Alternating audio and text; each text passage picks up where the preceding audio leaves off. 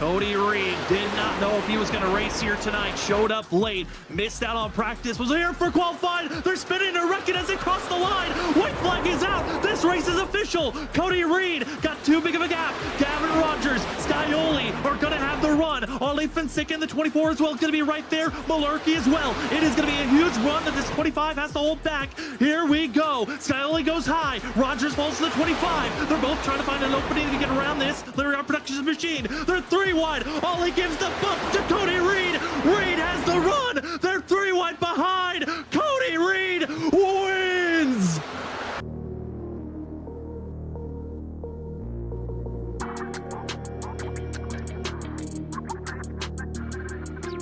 It's go time for Hall. He's got to pass 3 drivers in 1 lap. Will he get by Forbes, or will Forbes block and defend? Hall trying to get to the inside. Forbes stays wide. Hall hits. Contact. Get out of the way, Forbes. Hall wants the win, but he overcooks the corner. He'll lose time there. Now going to be a 2.5 back, and Richard, it might just be down to the teammates. Where will the mistake happen? Green looks like he's out of fuel. No, he just gets he's out of fuel. Talmadge makes the pass, and now Zach Hall coming down. But Talmadge could squeak away with this win if Hall does not get around Green fast enough. Green just completely gives up on the chicane. He'll stay to the outside. Hall, though, he is finding himself closing in on the gap. He's a second back. Thomas Green does not there. No fuel for himself. Jared Talmadge, he doesn't have the fuel. Hall sneaks by. Final chicane. Hall overcooks it. Talmadge gets through into the wall. Who's gonna have the time? They both slow down, and it's Hall at the line. Hall. Right now, Jared Talmadge is gonna try to throw a haymaker out of number 3 into turn 3.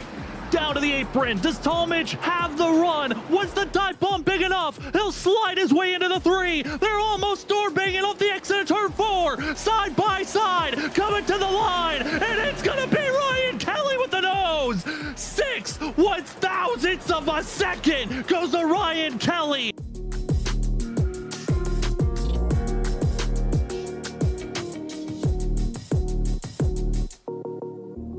Benjamin Nelson, Cody Reed on the inside groove, but it's Christopher Wade. Shane Terrian going to be leading the middle and the outside lane. Well, Christopher Wade, he gets tapped. Spud is the 53. It's down to Zach Hall. Benjamin Nelson, lock yourself into the next round. The 79 to the outside. Zach Hall in the 32 on the inside groove. Could Cody Reed be the stealer? Inside, down to the yellow line. Cody Reed steals it at the line.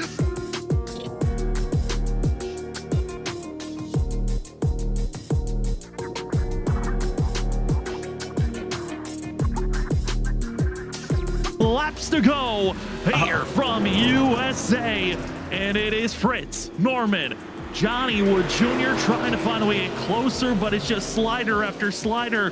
Who's going to have the nose when they come across the line? We're a lap and a half to find out. Norman for sure is looking good for himself, but Fritz wants to sweep the cash off the exit of turn number 4. White flag in hand. Norman, Fritz, Johnny Wood might be too far back unless these two make contact. Norman and Fritz side by side. Wood is working the inside groove. 3/10 back, but into the wall is Norman. Fritz looks to be clear. Norman needs one last Hail Mary. Can he get the run off the exit of the corner? Whoa. 3 wide, out to the 4, but it's Scott Fritz nose ahead and wins the All-Star BRB race here for season 6. Before we get to the racing action, we want to say thank you to all the primary sponsors of the BRB Sundance Pro Series. First and foremost, Sundance Pizza, RevSimShop.com, Performance Food Service, MXWraps.com, Whiplash Simcams, and CC Business. Thank you so much for all the sponsors. Now let's get to the racing action.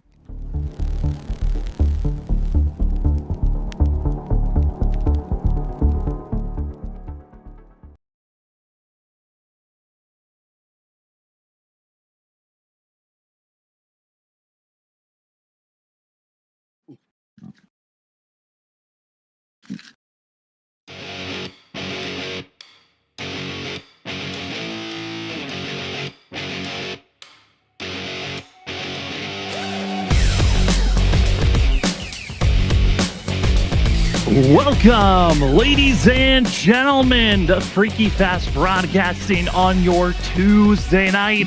Sadly, for the final time for Season 6, we get to give you the coverage of the BRB Sundance Pro Series. We're in the chase. It's the second race of 5 as the drivers get to test their skills going left and right for the third time this season. The other 2 times came with a little bit of drama and flair. From Mexico City, it was Cameron Taylor taking the victory that evening after some controversial contact between the 42 to the 83 of Jordan White.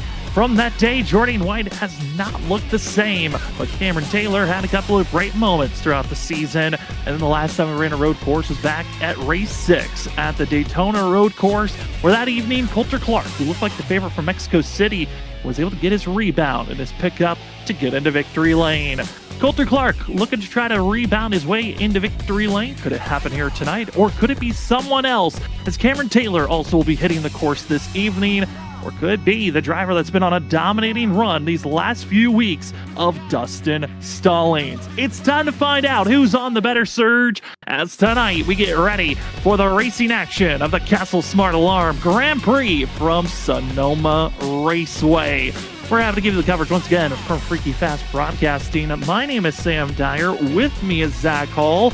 And also running production in the background is Robert Moyer Jr. Now, like I put in the chat, we are aware there is storms going on in the PA area with tornadoes, bad storm weather. So there might be some internet connections that pop up that could cause buffering, stalling of some sort. If it gets to a worse state where we are not able to continue, we will stop the broadcast, continue recording, and upload the race later on, either tomorrow or the day after. But for tonight, we got some Sonoma racing action to give you. And Zach, it is a track that has a lot of history in NASCAR, but for the BRB, this is the first time they're ever running this course in this league in its Season 6. It took them a while to finally get here. That's awesome to see, Sam. Yeah, I'm a big fan of this track. It's definitely my favorite of the road courses that NASCAR has traditionally went to over the it was always over the years, Watkins Glen Sonoma, throughout those years. And I always just preferred this place. It was much more technical than the Watkins Glen track that was just much higher speed kind of track. So here tonight, you're going to see some technical moments, some real important things that drivers have to do if they want to get around this very technical road course. 12 corners in total, a little bit less than 2 miles in distance, and a lot of history, a lot of characteristics to watch out for here this evening. Your Fast 5 currently: Dustin Stallings, Richard Wolsifer, Johnny Wood Jr., Gray Walker, and Ronnie Norman. Going to be your Fast 5 currently. Yet to put down a time is Brendan Maddox. Also going to be Evan Patinko and Cameron Taylor. Those are going to be some of the drivers to watch out for this evening. But Zach, Dustin Stallings coming off the win last week from Bristol, the 00, obviously on a hot streak. He's going to try to continue that on, and honestly, the field better be nervous. This might be one of the first times we see Dustin with a chance to win at a road course. I think he's going to be a big threat for sure, Sam. I mean, looking at least at practice speeds, he's got 3/10 over the field. So that's always great to have that in the back pocket, so to say. We'll have to see when we get to qualifying. That'll really, I think, show what everybody truly has, like on a put the pressure on the line type of moment. But I've been watching him riding around here a few laps, just trying to see how some of these drivers are attacking the course. And he's definitely looking smooth. He's using the right curbs. He's doing the right things to get around the track. And that is very, very important to do. And I'm pretty sure also, at least from a little bit of reading from the Discord chat and stuff throughout the week, pretty sure he's just had his newborn. So that is great to hear for him. And he's out here racing with us tonight. And hey, he could have a special one here to remember. Yeah, said he was hoping to leave the hospital and be home by noon today. So Dustin, and to all of Dustin's family, congratulations on the newborn. And so happy for them. I know we talked to Dustin about how excited he was for this moment to have another child to join the family. And congratulations, that 00 that's hoping to get another congratulations with a victory here tonight. Well, the field's getting ready for qualifying as practice just ends. Qualifying is 10 minutes, and a different thing for most leagues. Said just 2 laps, you're given 3 laps to put down your fastest time, which, Zach, I feel like if this was the next gen, which was the first car that was ran here for the BRB Sundance Pro Series for those first 4 seasons. It made sense to have 3 laps. You could heat up those tires, really hit those max speeds. In the ARCA car, curious on your thoughts on having those extra laps to heat up the tires, or is it even worth it here at a road course? It's going to be interesting with this car. You know, the little bit I got to race last season here at BRB, it was definitely a learning curve for myself just to figure out the tires, because again, I think that's like one of the biggest differences. This car is very similar in ways to where it drives like almost a Gen 6. That's what I really compare it to, like an older style, that one. But it doesn't have Goodyear tires. It has General tires on it. So they're not your normal Goodyear tires, and they have a little bit of a different, overall characteristic, in my opinion, than some of the other tires we've seen from the past of Goodyear. So I had to take a little bit of learning to it. I think these drivers have definitely got a good feel throughout the 2 seasons they've had so far. And here tonight at Sonoma, a track that tires are really very important, because it's a track that combines a lot of different things. You got the heavy braking zones here of turn 11. This is probably the most important corner on the racetrack, just being able to get into it deep to make passes, then getting a good drive off out of the corner. And that is a corner that's really going to overwork the brakes really as you go into that braking zone, and that's going to hurt the tires as you go through those gears and get it slowed down. And then putting the power down is just very tough. And then you head into sections like this where you got to carry a lot of speed, so it kind of does everything to the tire. And I think that's why this is a place that it's very, very important to keep those tires underneath you in a good, clean state. If not, you're going to be going off into the desert here, and definitely not being in a position you want to be. Into the dead grass, into the gravel. You don't want to be finding yourself out there very often. It's a hard braking zone into turn number 4. Drivers are going to be taking that very wide, trying to utilize every portion of this track before you head down into what's turn 7. 5 on the official counter, but 7 is called mainly because that is what would be turn 7 in the carousel version of this course. Big sign that shows turn 7, then down through the S's. This is another technical spot, Zach, that's going to be rough once the leaders find a little bit of traffic. That's for sure. This is the spot of the track that you want to have no traffic, Sam. If you're going to catch traffic, you kind of want to catch them right here coming out of that sector and into this hairpin, and really get the pass done before you really get out of 7, turn 7. That is really the key of this track, is getting your passes done from turn 11 to turn 7. From 7 down to 10, you are going to be in a very stuck position behind almost any car, even if they are a lap car that's well off the pace. There's just not many places to pass there in the S's, so going to have to find the speed there as the first few times are coming through. It looks like 1:16.65 for Dustin Stallings, but it's Johnny Wood Jr. who put a great lap together, a 1:16.42. But I think we're going to see some pickups. We have seen from practice those times could be quicker, but has this track slowed down over the course of the session though? The fastest lap from practice was a 1:15.394 from Dustin Stallings. Starting to see some other lap times clock a little bit faster on the second lap. Gray Walker with a 1:16.41, 0.141. Going to be for the 18 team. As I'm curious if we could bring up the weather. I think that's going to be another condition to watch out for. 10 minutes is a long time, and we'll see how this field is going to be ebbing and flowing, because there's not a lot of changing going on. The wind is shifting, and you just saw there, track temp has risen 1 degree, Zach. Over 10 minutes, you could see that change 1 to maybe 3 degrees during the qualifying run. I'm curious on how that could be also influencing these drivers over these 3 laps.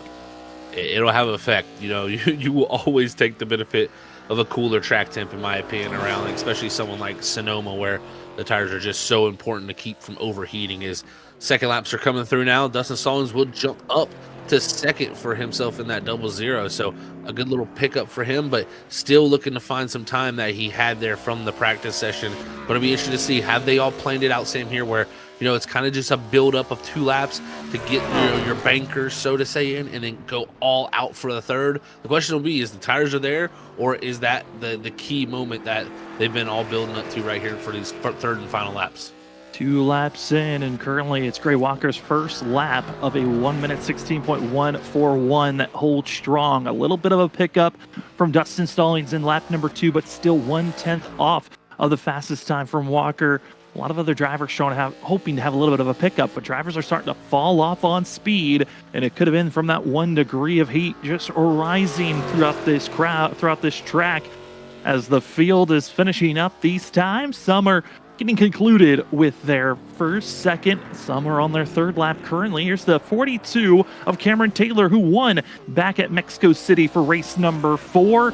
And that is the only road course race that we've seen Cameron Taylor won. It was a little bit of a controversy moment, as in the final 4 laps, a little bit of a change, but Dustin Stallings, first driver to hit a 1 minute 15s in qualifying, as the double zeros last lap was a burner, setting it down with a 1 minute 15.898. We'll see if Cameron Taylor has anything to say about that, as he's a little bit further on back. Is another pickup from Richard Wolsifer, but it is not a 115. Drivers got to find a little bit of extra speed if they wanted to throw him the double zero, who's looking good for qualifying. Let's see if that 42 can pick up a little bit. That first lap was the fastest one we've seen all day when it comes to first laps. You know, Gray Walker was able to put a 116.14. There was a 116.13 for Taylor, but Walker didn't find any more pace after that. He kind of evened out at that point, so we'll see if Taylor's kind of went for the approach of that first lap being the attack lap, second lap kind of cooling down, because from the predictor lap, he's definitely slowing down a lot throughout this first lap. I think right here you'll see he might go wide here, Sam, to really open up. Yep, he will. Watch this. So he's going to go all the way out here, and he's going to get the straightest exit he can to lengthen that straightaway up. So when you head down into one, you might care about 1 to 2 more mile an hour of speed, and that can always be a little bit of a couple of hundredths of a second. And a couple of hundredths can build throughout a run to help you gain a tenth, maybe 2. Currently, going to be 0.233 seconds back is Cameron Taylor to Dustin Stallings' time. All other drivers have finished up qualifying. William Maple Jr. is out for his second lap, and Dakota Bly looks like he might attempt a lap. Brendan Maddox not going to be doing any of his runs, it looks like, but it's the 42. Final lap of qualifying. Is this the run that can find his way into the end of going to be up front on the front row, or will he stay in the second row? A pole would feel so great for Cameron Taylor on the road course return. He's also had a little bit of connection issues that pushed him out of running those first couple of laps on the track. Was at its cooler form, but that doesn't mean that he can't hit the top time out of turn number 10. Now heading down the barrel lane sideways to turn 11. Hard braking zone, but you can make or break your lap just in this one corner.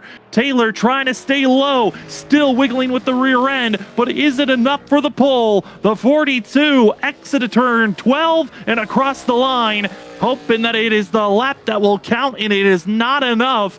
Dustin Stallings holds for the pole. He does. Dustin Stallings is going to feel great about that one.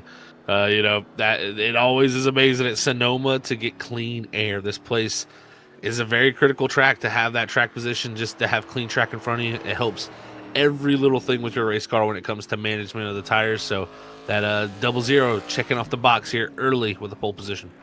And as well, congratulations to Dustin Stallings. We want to have a quick thank you as we're about to be switching over to race time to the sponsors of the BRB Sundance Pro Series for Season 6. I want to say thank you to Sundance Pizza, MX Wraps, Performance Food Service, Rest Sim Shop, CC Business, and Whiplash Sim Camps for hopping on board for Season 6 of the BRB Sundance Pro Series. It's been a pleasure to have all of them on board for Season 6. It's kind of sad to say that this will be our final broadcast of the BRB Sundance Pro Series for Season 6. It's been a fun summer split for us to call. I know for myself, I will be going back out on track for the final 3 races of the season. I believe Robert will be doing a little bit of behind-the-scenes fun over at Twitch. If you want to see Freaky Fast Racing live during the Tuesday nights, you can check out on Freaky Fast _ after hours during the BRB races. You'll see Robert's trying to show off my car as much as possible. But if you want to watch the main broadcast moving forward for the final 3 races of the season, the main broadcast will be over at Pit Stop TV, or you can watch for the Freaky Fast Racing team on Twitch at Freaky Fast _ after hours. Well, Zach, qualifying is done and dusted. It's Dustin Stallings that will lead the charge. We've got ourselves 16 drivers registered for tonight's race. A little bit of a smaller field, but it's 55 laps they got to handle. How do you think you want to set the tone here early on?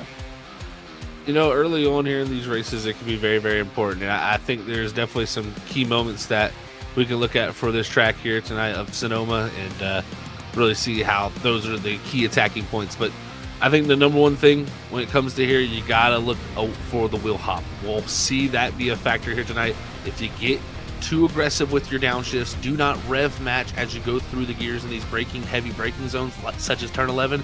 You're going to have big problems on the entry of the corners, and you'll see some drivers locking up as they head spiraling into those corners of 7 and 11 mainly. Number 2, you're going to make sure you want to stay on the course. This track has a ton of dirt. It doesn't have a lot of runoff. You know, there's not much place to go. If you get off in that dirt, just way less grip, and you can end up having some big collisions coming back on the course. So watch out for not only, you know, getting off the course, but if you are seeing others off the course, watch out for them coming back on. And third, last but not least, when it comes to always these, you know, road courses and especially high grip, you know, tracks such as Sonoma where the tires are going to really feel the brunt of these cars, you got to avoid overheating the tires, and especially those rear tires where you're going to have big issues early. It is going to be a fun one here tonight. You don't want to miss any of the action. Thank you, Zach, for your key moments of the race as 55 laps about to be put down. And starting up front will be Dustin Stallings in the 00 with Richard Wolfsfer in second. Cameron Taylor will be starting in third place with Gray Walker in fourth. Caden Perkins in the 6 machine will be starting in fifth. Sixth, we find the 75 of Johnny Wood Jr. Then seventh is the 5 of Adam Buzzio with Calvin Blomler going to be in that 10 machine in eighth. Ronnie Norman in ninth, and finishing out our top 10, it's Carl Pooler in the 71. Starting in 11th, it's going to be the 48 of Scott Fritz. In 12th, it's going to be the 81 of Evan Patinko. Ben Kinney, he's going to start in the 13th position with Dakota Bly in the 88, starting in 14th.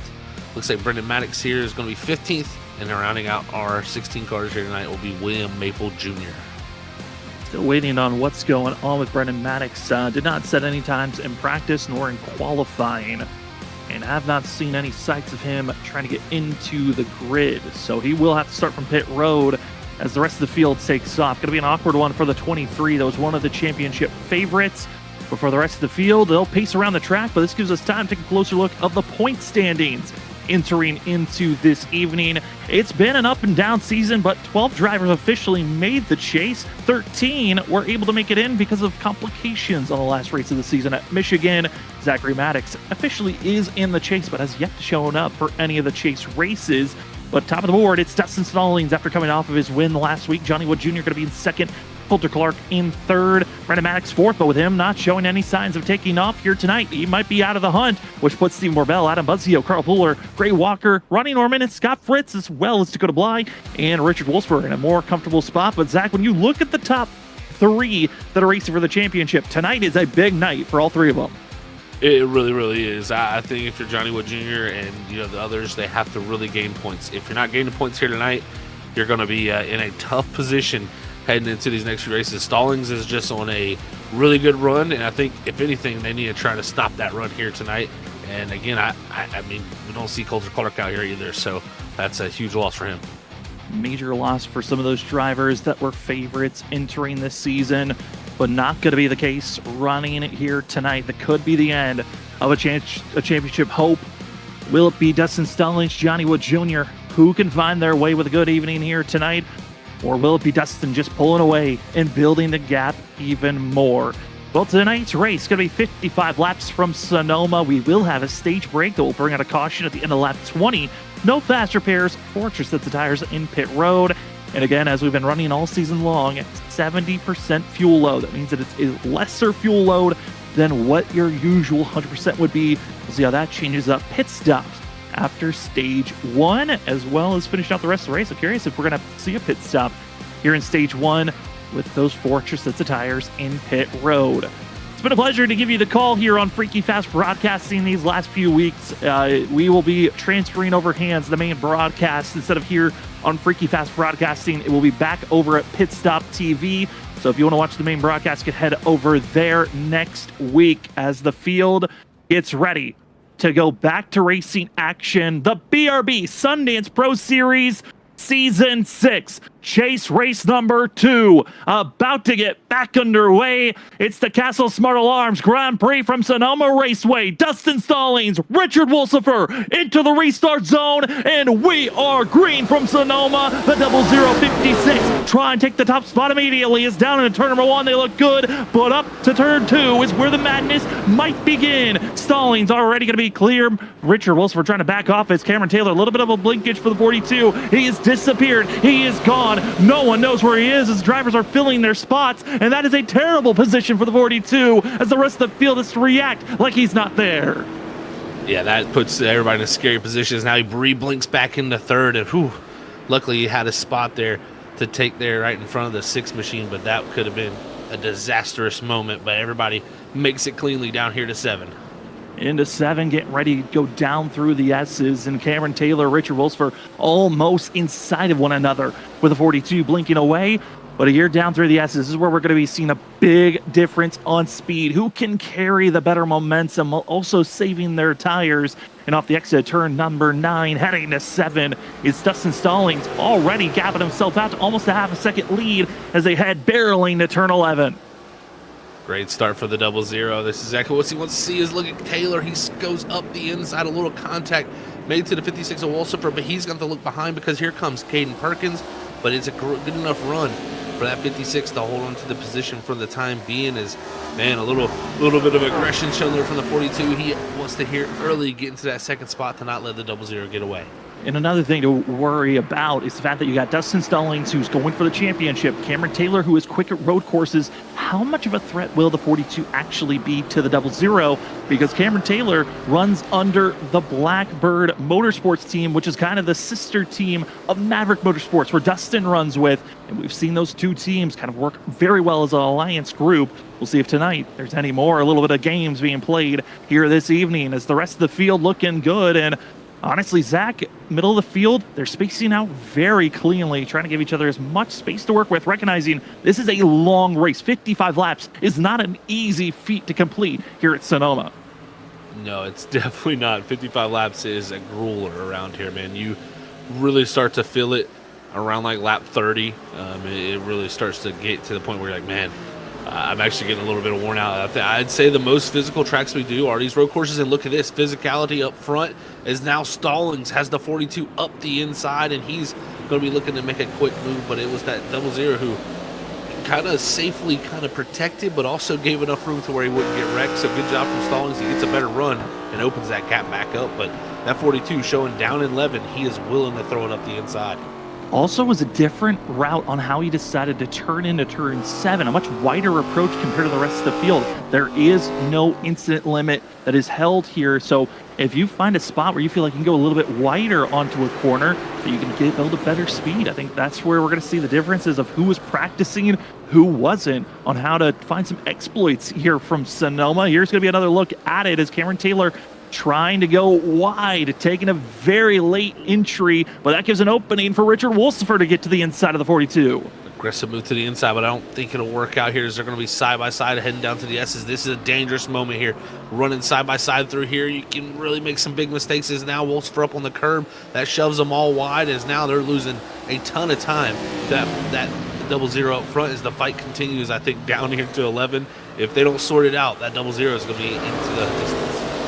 Again, Brennan Maddox, Zachary Maddox, not here this evening. Those are big playoff contenders that will not be getting points here tonight. That changes the dynamic of our top 3. And then not going to be seeing Coulter Clark, who's 3rd in points here tonight.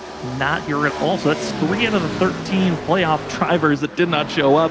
That is shaking things to where drivers know you do have less drivers on track. That's less points to be grabbed. That's going to force a lot more pressure on the stage bonus points at the end of lap 20. For the rest of the field, they have to focus on. That's for sure. Yeah, you got to really, sometimes focus on those things, while some others may throw that out the window. So, about to see, that's a car going around. That's Carl Puller. Yeah, he's got to get it back spun around, Sam, and that is a tough spot turn 2. That's where the 71 was having his trouble. That was fun of these drivers into turn 3. Also, another trouble, that's the 81 of Evan Patinko coming out of turn 12. I don't know what happened here for himself. We're going to see here on this replay, but turn 12, the 81 finding trouble. Oh, he caught the inside wall.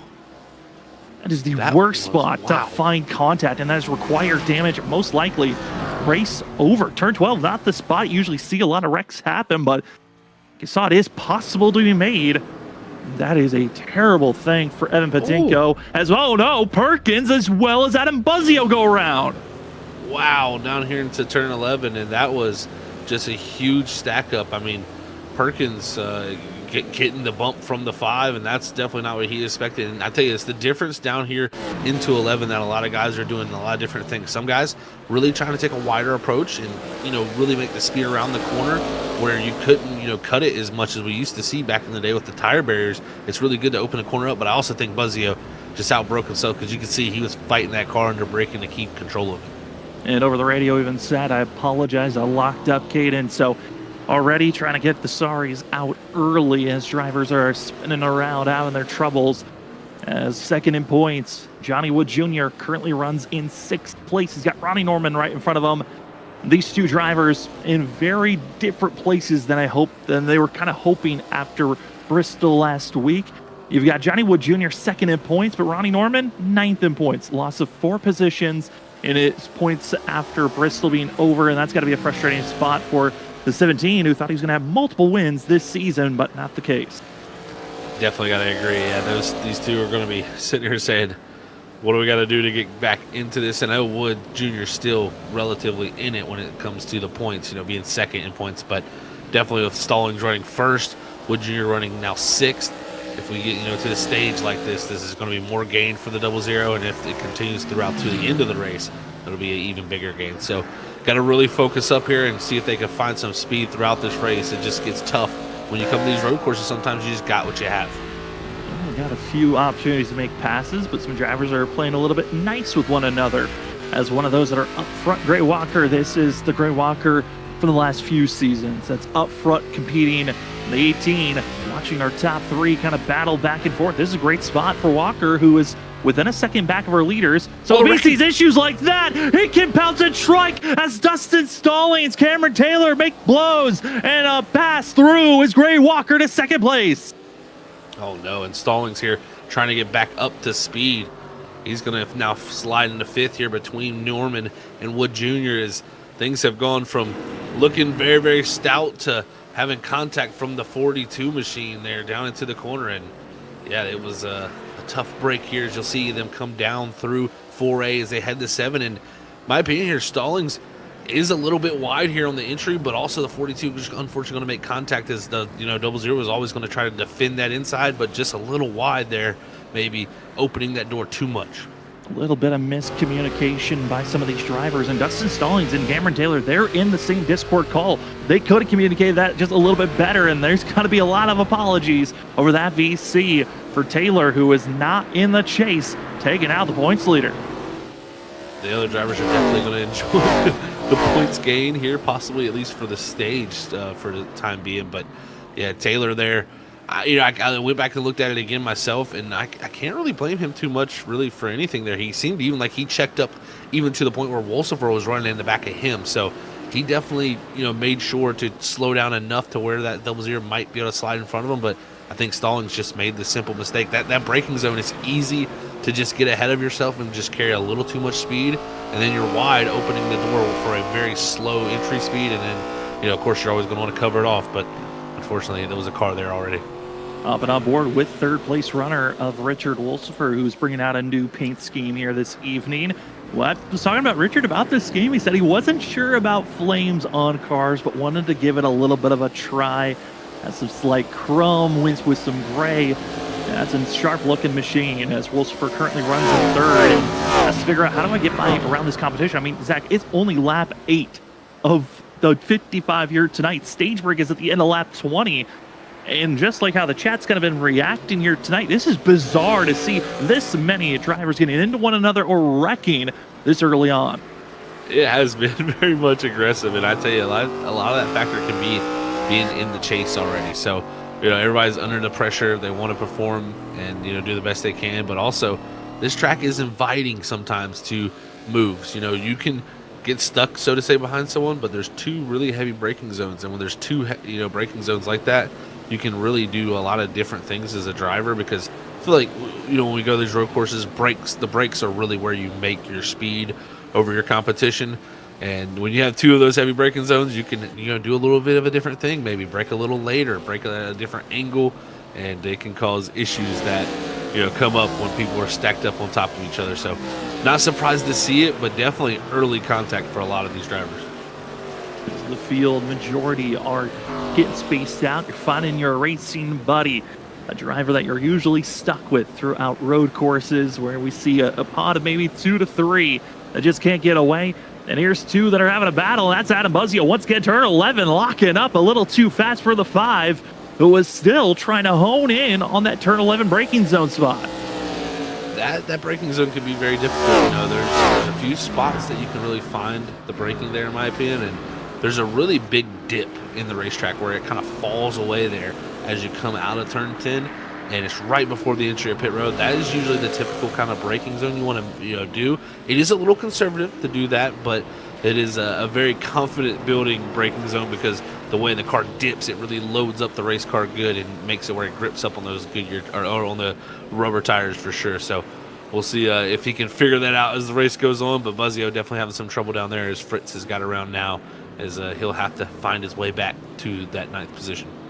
Once again, on top of one another, battle for 9th place. Adam Buzzio wanting every point possible. Currently tied with 5th with Stephen Borbell, who not seeing the 2 machine out on track. That's another driver missing out. And it's just a lot of chase drivers that we thought maybe could be contenders.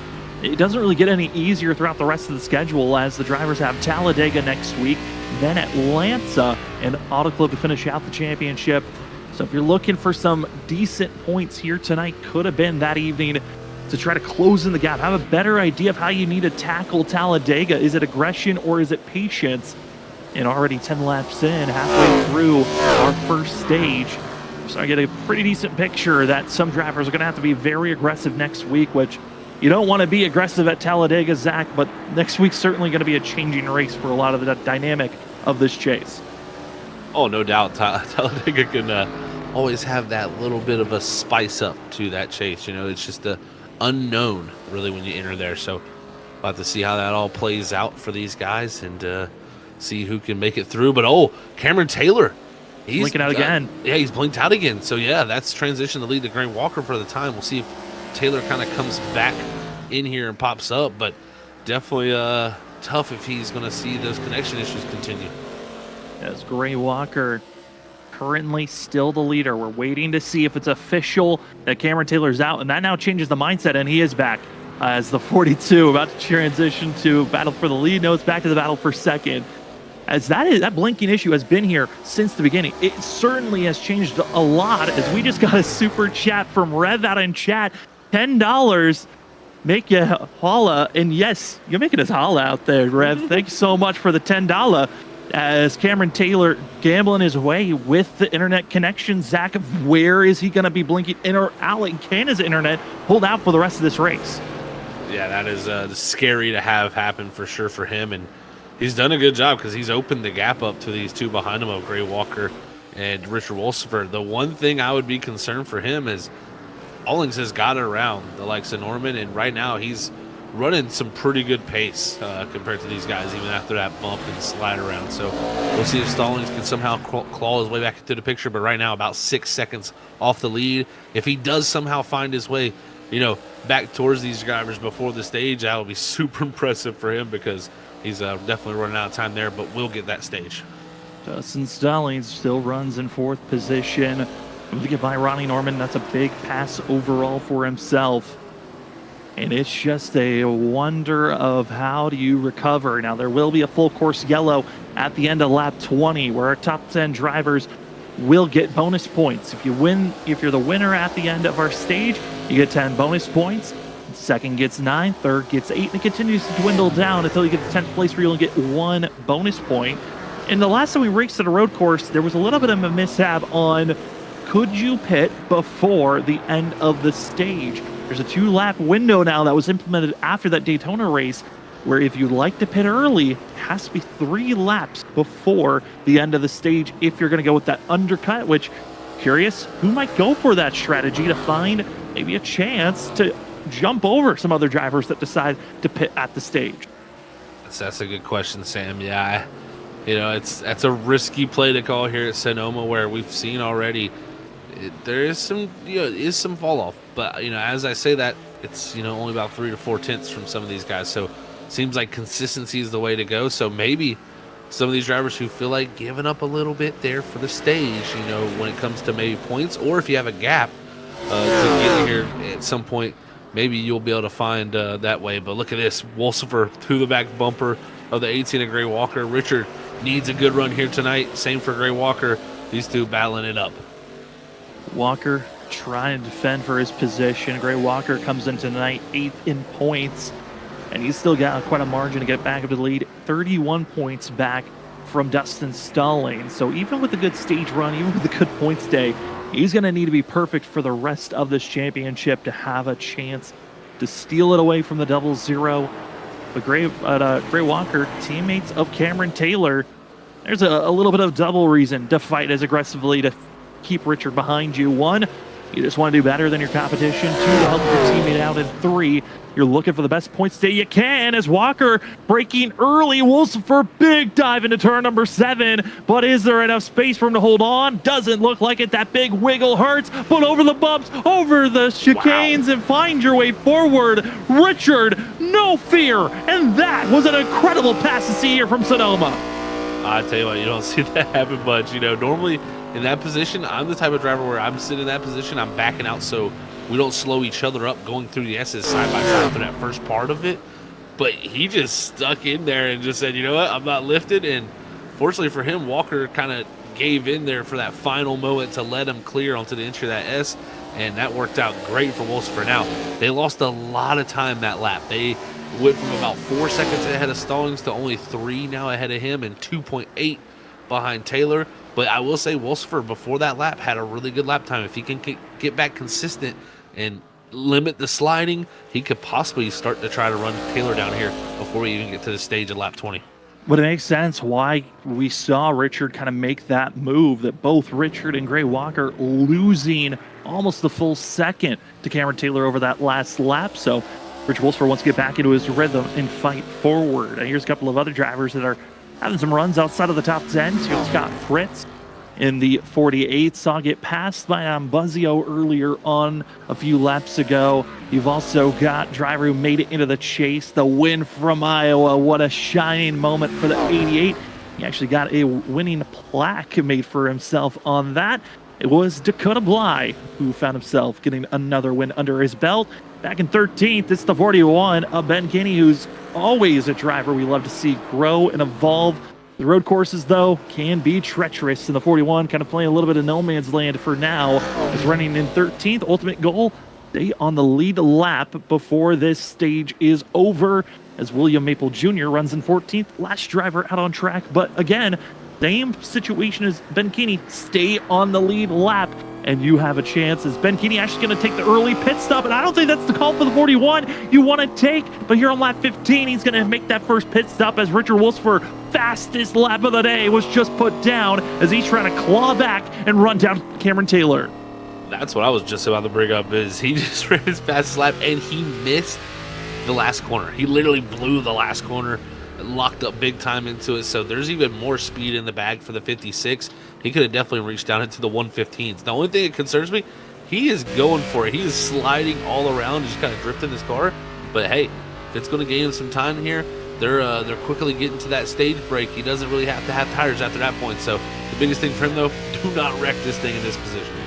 Well, I just got my update on why Ben Kinney went to pit road, and it is a terrible one. Ben, I am so sorry for commentator cursing you.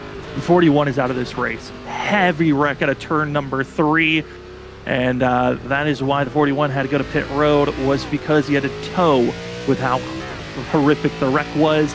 Cameron Taylor, though, blinking out once again. We can't confirm that he is officially still the leader or not, but based off of iRacing, he is far enough out. Will he officially be taken out of this race? We'll wait and see. It took about a quarter of the track before the 42 got back up on surface. But right now, Richard Wolsifer is your leader. That is always concerning if you're Taylor. And I looking back through the list of things through this practice session earlier, he did have a connection lost due to packet. So he had it happen to him in the session. And, oh, I think there it is. Yeah, he's out. Officially out of this race. Cameron Taylor no longer the leader. Throw that to Richard Wolsifer, and now Richard Wolsifer, you got a 2-second gap lead. How do you want to work as Maple Jr.? That's not the traditional way to get out of the way for drivers through the S's, but the 12 moves to let the 56 ride as Richard Wolsifer is now your leader. And Zach, all that aggressive racing, now it's try not to throw your race away. I completely agree. He needs to now find a good rhythm. Just, use these final 4 laps that we're about to come up to in this stage to find your footing to how you want to drive the final half of this race. Because right now, he's actually matching pretty good pace when it comes to also Dustin Stallings, who's about 3.5 seconds back from him. This time right here, Stallings was about a 10th quicker. But again, if you can stay in that realm of a 10th to 10th quicker than him, it will be a fight all the way to the end of this race. So if you're a Wolsifer, right now is all about getting yourself prepared for after that stage break. Again, I know that we're starting to see the battle closing in for second place between Dustin Stallings and Gray Walker. I'm not sure if we have the ability to get the replay of what happened to the 41 of Ben Keeney, as he is officially out of this server as well. So that leaves us with 12 drivers, and here's what happened. Your replay of why Ben is out of this race. Zach cresses the hill, gets into the dirt, and then loses it in the worst spot into the tire wall. That was a heavy, heavy hit for him there. He, in that dirt right there, you're just losing all bit of traction that you have. And like he was trying to guide it back, and once he lost it, I don't know if he had a misshift or something there, because it just kind of spun him out of control towards that inside wall, and he caught that last little bit of it. If he misses that, he kind of goes off into the dirt farther, and then maybe connects a wall later, but that was just a heavy collision with the end of that wall. And that contact and incident happening moments after we changed cameras to check out William Maple Jr. when we were going through the field and checking out all these drivers and their schemes and how they were running. And now everyone pretty equal distance out to at least a second or more. The closest battle on track is the battle happening for second, third, and fourth, as you've got Gray Walker trying to defend over Dustin Stallings and Ronnie Norman, trying to find a way to close in the gap on them. Cameron Taylor has reconnected back into this race, currently 2 laps down, not back in the car just yet. So there's a chance he might be 3 laps down, and that is a terrible spot for the driver that once was leading before he got disconnected. But Zach looking for the battle for second. Stallings is quick, but he's running pretty similar speed to second and first place runners. Yeah, exactly. I mean, Wolsifer at last time 1:16.3. It's a 1:16.7 for both Walker and Stallings. So, yeah, he's kind of actually stalled out a little bit when it comes to those. And even Norman behind him, he was about 0.2 quicker. So, really, everybody from fourth on to first, they're all within about 3 to 4/10 range of each other. So it's been very, very interesting to watch. It's just going to come down to who's going to make the least amount of mistakes. And you saw Walker there.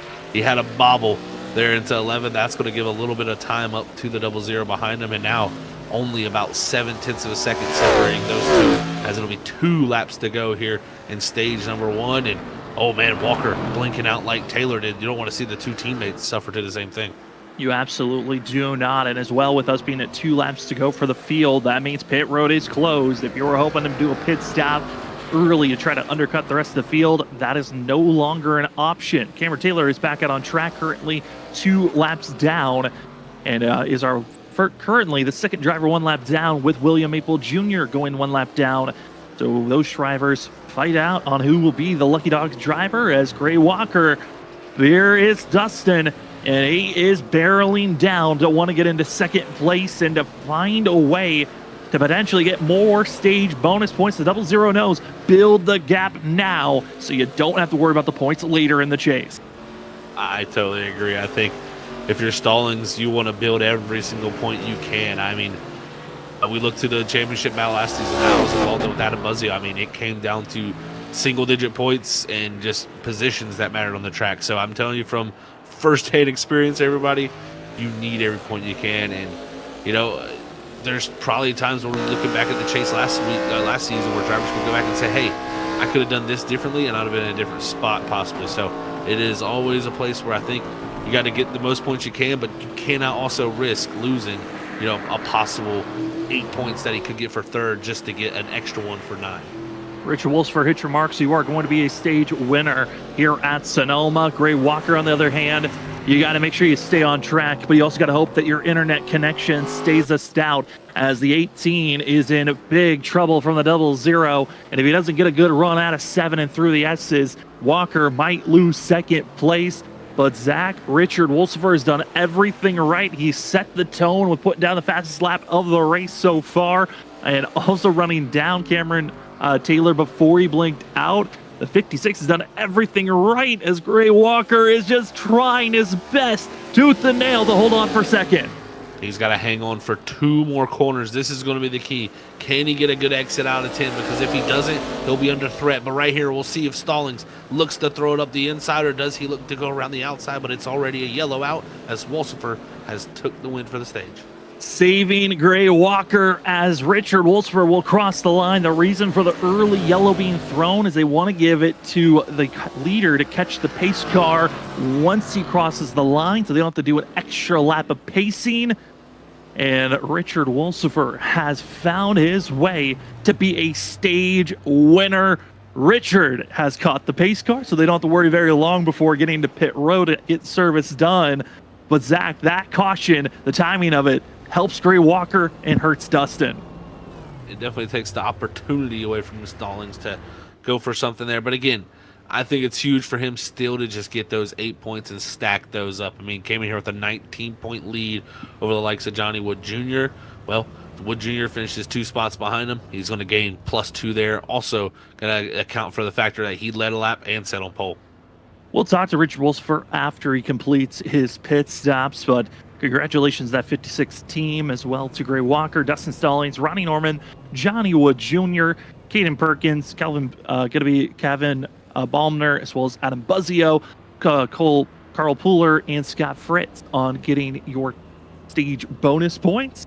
Also want to give another huge shout out to Rev for the $10 super chat. All super chats are going to be heading to us, the broadcast team. So we highly appreciate that. Helps us out with any other extra fun money spending we want to do to help out the broadcast, or just fun for us. But Zach, certainly a race event here at Sonoma, the Castle Smart Alarm Grand Prix from Sonoma. That early first 5 laps was chaotic. I'm nervous for how we're going to see Dustin Stallings, Gray Walker, Richard Wolfsfer. Our top 3 are dangerous drivers now that they know Cameron Taylor's not here, and we got to fight to get that lead position because of how crucial it is to have clean air. I totally agree. I think you're going to see a big fight here after we get back going green. So not only, will it be crucial for that restart when we go back green, but I think here these pit stops could be crucial right here.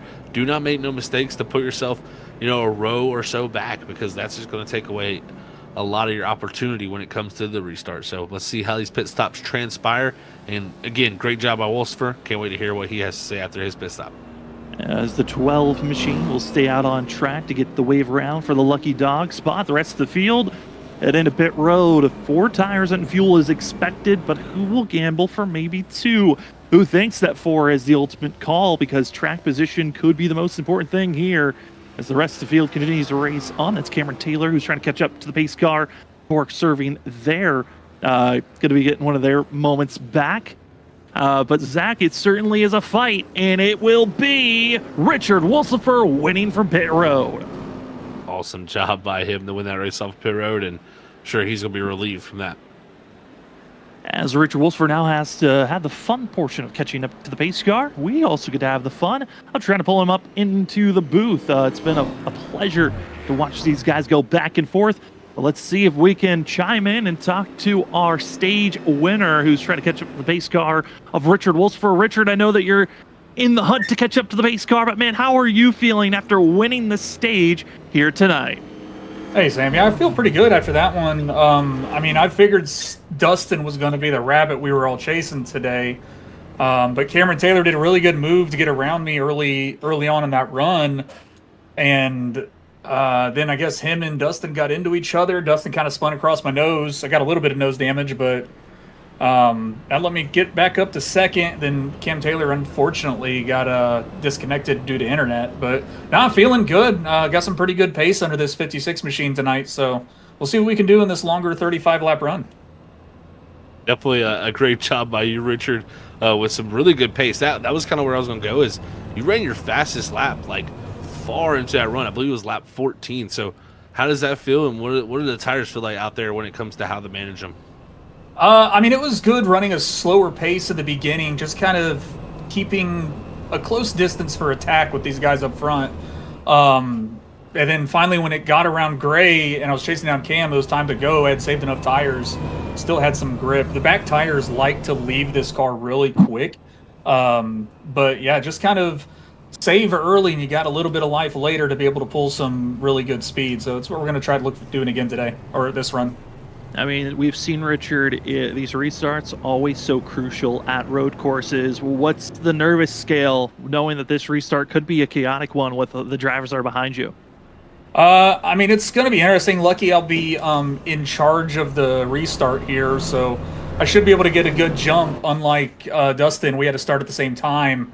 So it's just try to get a jump and maintain up front. I'm going to expect probably a lunge from Gray or Dustin at some point, and then we'll just kind of be in the same spot we were before the stage ended, and we got up front, just kind of ride around and wait for an opportunity to attack.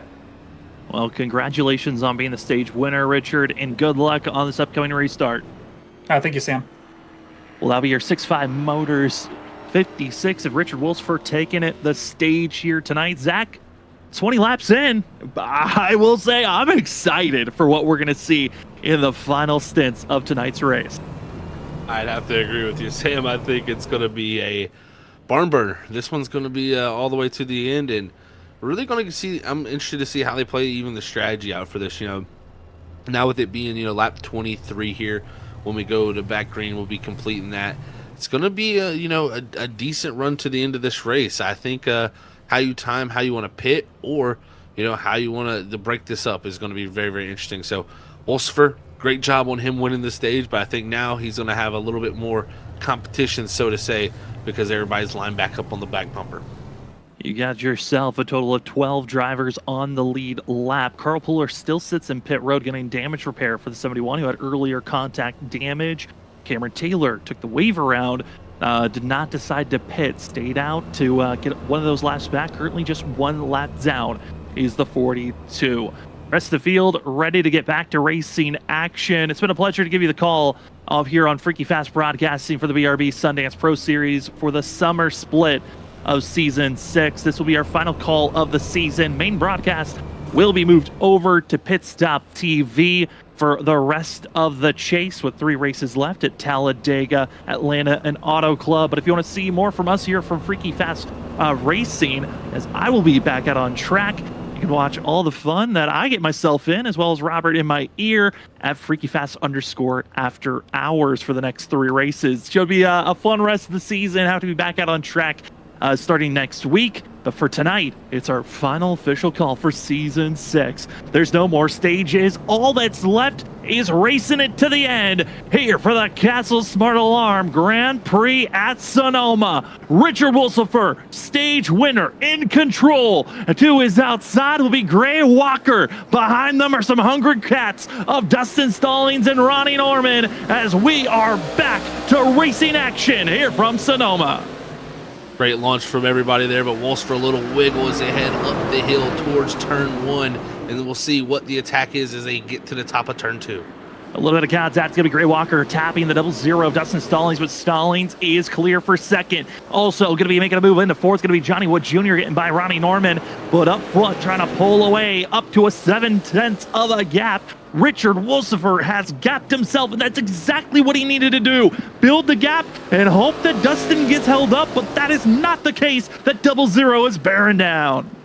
That's for sure. Dustin did a great job there to jump into second, and this is going to put the pressure on Richard Wolfsford, who is flying, I must say, on this opening lap, opening up about a second gap, but definitely what we heard from him, the rear tires go away quickly. Doesn't want to overheat those too critically and kind of fall back into the clutches of Stallings to where he could make a mistake. I think the 56 needs to definitely just hit his marks and run the best times he possibly can and have the best shot he can here. But look at Wood Jr. He's up to fourth. That's huge for him as they head down in 11. Johnny Wood, his goal has to be stay close to Dustin Stallings. Don't allow this gap to build out to be over 30 points entering into next week at Talladega. You got to keep it close points-wise. Otherwise, it could be unbearable to run down and catch up to the 00 for the championship here for Season 6. As we're on board with the 75, he can see Gray Walker ahead of him, as well as Dustin Stallings. And Zach, talking about saving your tires, I'm curious for Richard, with the fact that he was stuck behind Gray Walker for so long, I'm curious if maybe that was a factor that helped him save his tires better than having the clean air on where he's got to set his own pace. I'd have to agree. Yeah, I mean, that could possibly be a huge factor. It's one of those things, sometimes it's good to have clean air, but sometimes it's also bad sometimes because you don't have like a pace setter, so to say, in front of you, someone who can really kind of keep you in contact, because sometimes it's easy when you have the grip and the car's feeling good to just overdo it and just kind of stretch out and try to get some more. So we'll see again how it works out, but he's continuing to open the gap up. Wolfsburg feeling confident in the 56. 1.2 seconds is the gap. We'll see after this last conclusion of what the true pace from Richard Wolfsburg has been for this last running, but he goes extremely wide through turn 11. Wolfsburg throwing away that corner, just a little bit too aggressive, not on the brakes enough. And across the line, going to be a 117.1 compared to the 116.9 from Dustin Stallings, and that was with the mistake. Zach, that's what we said during qualifying as well for Richard. No doubt, and more importantly, he doesn't want to lock up too much because you're just hurting that right front tire there, and that is not the most important tire when you come here. In my opinion, the left side tires at Sonoma are just so critical because you have so many important right hand corners such as this one, and also 7 and 11 and 10. It just really takes the left side tires doing the brunt of a lot of the work here. But when you lock up that other front tire, it does start to hurt it. It just really takes away the grip, and you'll see that lockup continue to come more and more if he doesn't get that faded out a little bit. So what I've seen so far, Wolfsburg is super good through like sector 1, sector 2 of this track, but right through this back section, this is where the 00 has really made his ground up and been a little bit more clean. A little bit more clean, but I'm nervous about this group being led by Gray Walker. Main reason why, you've got the 42 of Cameron Taylor starting to close in, and he will be making a pass on Perkins, almost like contact between the 42 and the 6 machine. Zach, you got a hungry driver, got disconnected when he was the leader. That is a sign that he might be a little bit angry, and he's got slower traffic ahead of him. I think Taylor could be a factor of maybe getting in the way and moving some drivers around due to wanting to unlap himself and show his true pace here this evening. Yeah, for him, it's a tough break that, wasn't in position to get the lucky dog at the, stage break, got trapped to be here a lap down, and now all these passes are going to be null and void for at least for position for this time. But again, if he can make good race time, maybe he'll be fast enough to where he can get a few of these spots back, and you never know if we get a crazy wreck. Don't think it will be happening because the amount of cars we got here that blocks the track, but definitely don't expect to see a yellow to help him out. Yeah, not expecting a full course yellow, but man, could that change a lot of the dynamic of this race again.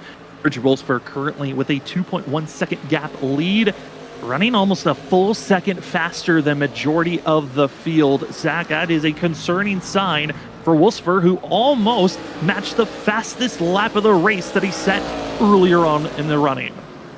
He's pushing the boundaries of it, and I tell you, he's the one spot he's got to clean up really big is turn 11. He is really overcooking it, and I think the more he does that, the more it's just going to overheat the tires. Because look, he goes from running a 116.1 to a 117.4 just a lap later and being 0.3 slower than the 00 behind him. So you can't go out there and overwork those tires. The rears are important, but if you overwork the fronts here at Sonoma and you lose the front turn of your race car, it'll make the rears even worse because you're just trying to use the rear end to get it powered around the corners at that point. Gray Walker now starting to close in on Dustin Stallings, but the pack that we're watching right now, I'm concerned about mainly because we've got Ronnie Norman, who's putting a lot of pressure on Johnny Wood Jr., but Norman has to put the pressure on because he has got pressure from the lap car, the 42, Cameron Taylor. He is just putting every move possible to try to find a way to get around Norman and get through this pack as soon as possible. Norman has also been blocking the 42 to try to hold him back.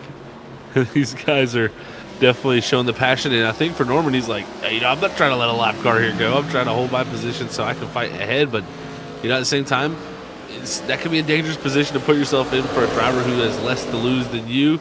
Kind of blocking here down into 11, and here goes the 42, but look, it's going to send the 17 no, into the he was 75. looking in the mirror too far and wipes out Johnny Wood Jr. as Norman. And the chaos, the tempers, the past beefs have now trickled over to Johnny Wood Jr. being the innocent victim. Cameron Taylor gets by. Norman not able to cleanly. And now for the 6, the 17, they're not done either, as body slamming for Caden Perkins into Norman. Perkins there in 2, just really deep there and wide. Just couldn't get the car to rotate. He had put a door to the 17. The 17 fought back into 3, and man, the 5 of Buzzio, he's the one that took the advantage of all that. He's up to 4th now, and we'll see what he can do with that clean track ahead. And that one move of Norman trying to block off the lap car of Cameron Taylor, which both drivers throughout this season have had moments where Taylor being a lap down or more has influenced Norman's race. He got stuck in his head and makes a mistake that takes out Johnny Wood Jr., which Johnny being taken out and pushed so far back. Zach, this might be the moment that you said the coffin is sealed and it's a Dustin Stallings championship to watch out for. It could be that position. I mean, we do have Talladega coming up, so that can change a lot of things, of course, and there's still a lot of race to go here where Stallings might have his threat behind him of the 42 also coming up of Cameron Taylor. We've already seen the contact between those two in this race, and you never know if that could play out again. It's still Wolfsfer hanging on, but it's Norman here trying to gather the pieces there of his, at least probably his mental, and say, man, I just gotta, worry about now hitting my marks. The driver that probably is going to feel the worst, the guy 9th, Johnny Wood Jr. Yeah, but I wanted us to bounce up to 3rd place because, again, just tracking the 42, Cameron Taylor has been seeing red in his eyes of, yes, I'm a lap down, but I'm going to be driving everyone like I'm on the lead lap. Ray Walker might be a teammate, but you better watch out from this 42. It's going to be trying to make all the moves to get through this lead pack. I'm a little nervous as we've got coming up to 25 laps to go. Definitely a big move that could be possibly made down here into 11. And if you're a great walker and your teammates with the 42 here, you'd hope there'd be like, hey, some communication of, hey, I'll let you go, mate. You caught me at this point. I'll let you go and see if you can run down those 2 ahead of me and be a factor. And look here into 11. I think they're going to do the swap. Good swap to be made. We are aware, ladies and gentlemen, of internet problems. If you're here at the start of the broadcast, where our producer is at, he has been dealing with connection issues like Ray Walker has been dealing with, of the internet blipping in and out. If it gets to a point where we feel like we need to cut the broadcast, we will, and then we will record the rest of the race and upload it later on, either tomorrow or the day after. We apologize if this is an inconvenience to you, but currently the field still racing on as now Richard Wolfsfer, Dustin Stallings. That gap that was once 2 seconds is now down to almost a half a second between the 56 and the 00. It is. It's very much closed down, Sam, and it's just been through consistency. That 56 sliding, pushing every single braking zone, sliding through every high-speed corner. Wolfsfer continuing just to make those tires angry. I think he did a great job that first run. Again, he was in 3rd and 4th, and that kind of, again, is your kind of like your pace setter almost, to have those guys ahead of you, and you can kind of base yourself off of them. But when he got out front there, he just let it rip. I'm really worried to see if those tires can't come back to him, because if they don't, he's going to be in big trouble with that 00. But if we see that Richard can hold off Dustin Stallings, bro, Richard completely slides, and that gives the opening. Stallings to the lead. He's gone, and that might be the race. And yeah, for Richard, I mean, when you're that far ahead of somebody, I just feel like you can't make that mistake right there. That's just trying to go too fast. That's what I've always told people here. You got to limit those mistakes at road courses. You limit those, the consistency level goes up, and it just makes not only the tires better, but also just the lap time better. So he's got to lock back in here, see if he can get the things cool back down. But he is definitely pushing those braking zones a little too hard, in my opinion, to, especially when someone's not that close to you. You don't have to over-attack that entry. You can gain everything back on the exit. And with all that battling, all the woes, Richard is now got a driver ahead of him. But it's the one that he said during the stage break interview that he thought he was going to be chasing for most of the night, and it was from a self-mistake. Rich Wolfsford better be careful now that he's got the driver ahead. Don't want to overcook those tires too much. As Cameron Taylor, with all the moments that were happening with Dustin Stallings and Rich Wolfsford, the 42 is now falling back behind Gray Walker, and now is trying to play a little bit of gunner and defensive driving to help out potentially here to stop Adam Buzzio, who's been looking a lot stronger since he's figured out turn 11. Yeah, Taylor has been very aggressive on the tires. I think that mistake we saw from Wolfsford was very similar to the 42 when we went down to 11 the time before. That's what allowed that 18 back around. But yeah, we'll see if the 42 can cool back down and try to launch back up there. But Buzzio has definitely done a good job to clean up his 11, and he's got the likes of Norman not too far behind him with Caden Perkins in 6th, and also Calvin Balmer there in 7th. So still very much a battle for that 4th position. As new emergence out on track, that is Brendan Maddox that has hit the course, trying to get at least back around to maybe pass for 15th, but at least has ran a lap. So we'll get points for tonight's race for the driver that was 4th in points entering this evening. Certainly a night of wonders for the field. Definitely a tough night for him. It was Maddox just trying to get some points, and he could get up to 14th, so we'll have to see how it works for him. He certainly can. Well, for us up the booth, I know there's racing action going on, but we need to take a tactical commercial break as drivers are hitting pit road. We will be back with more, hopefully, racing action when we come back from this one.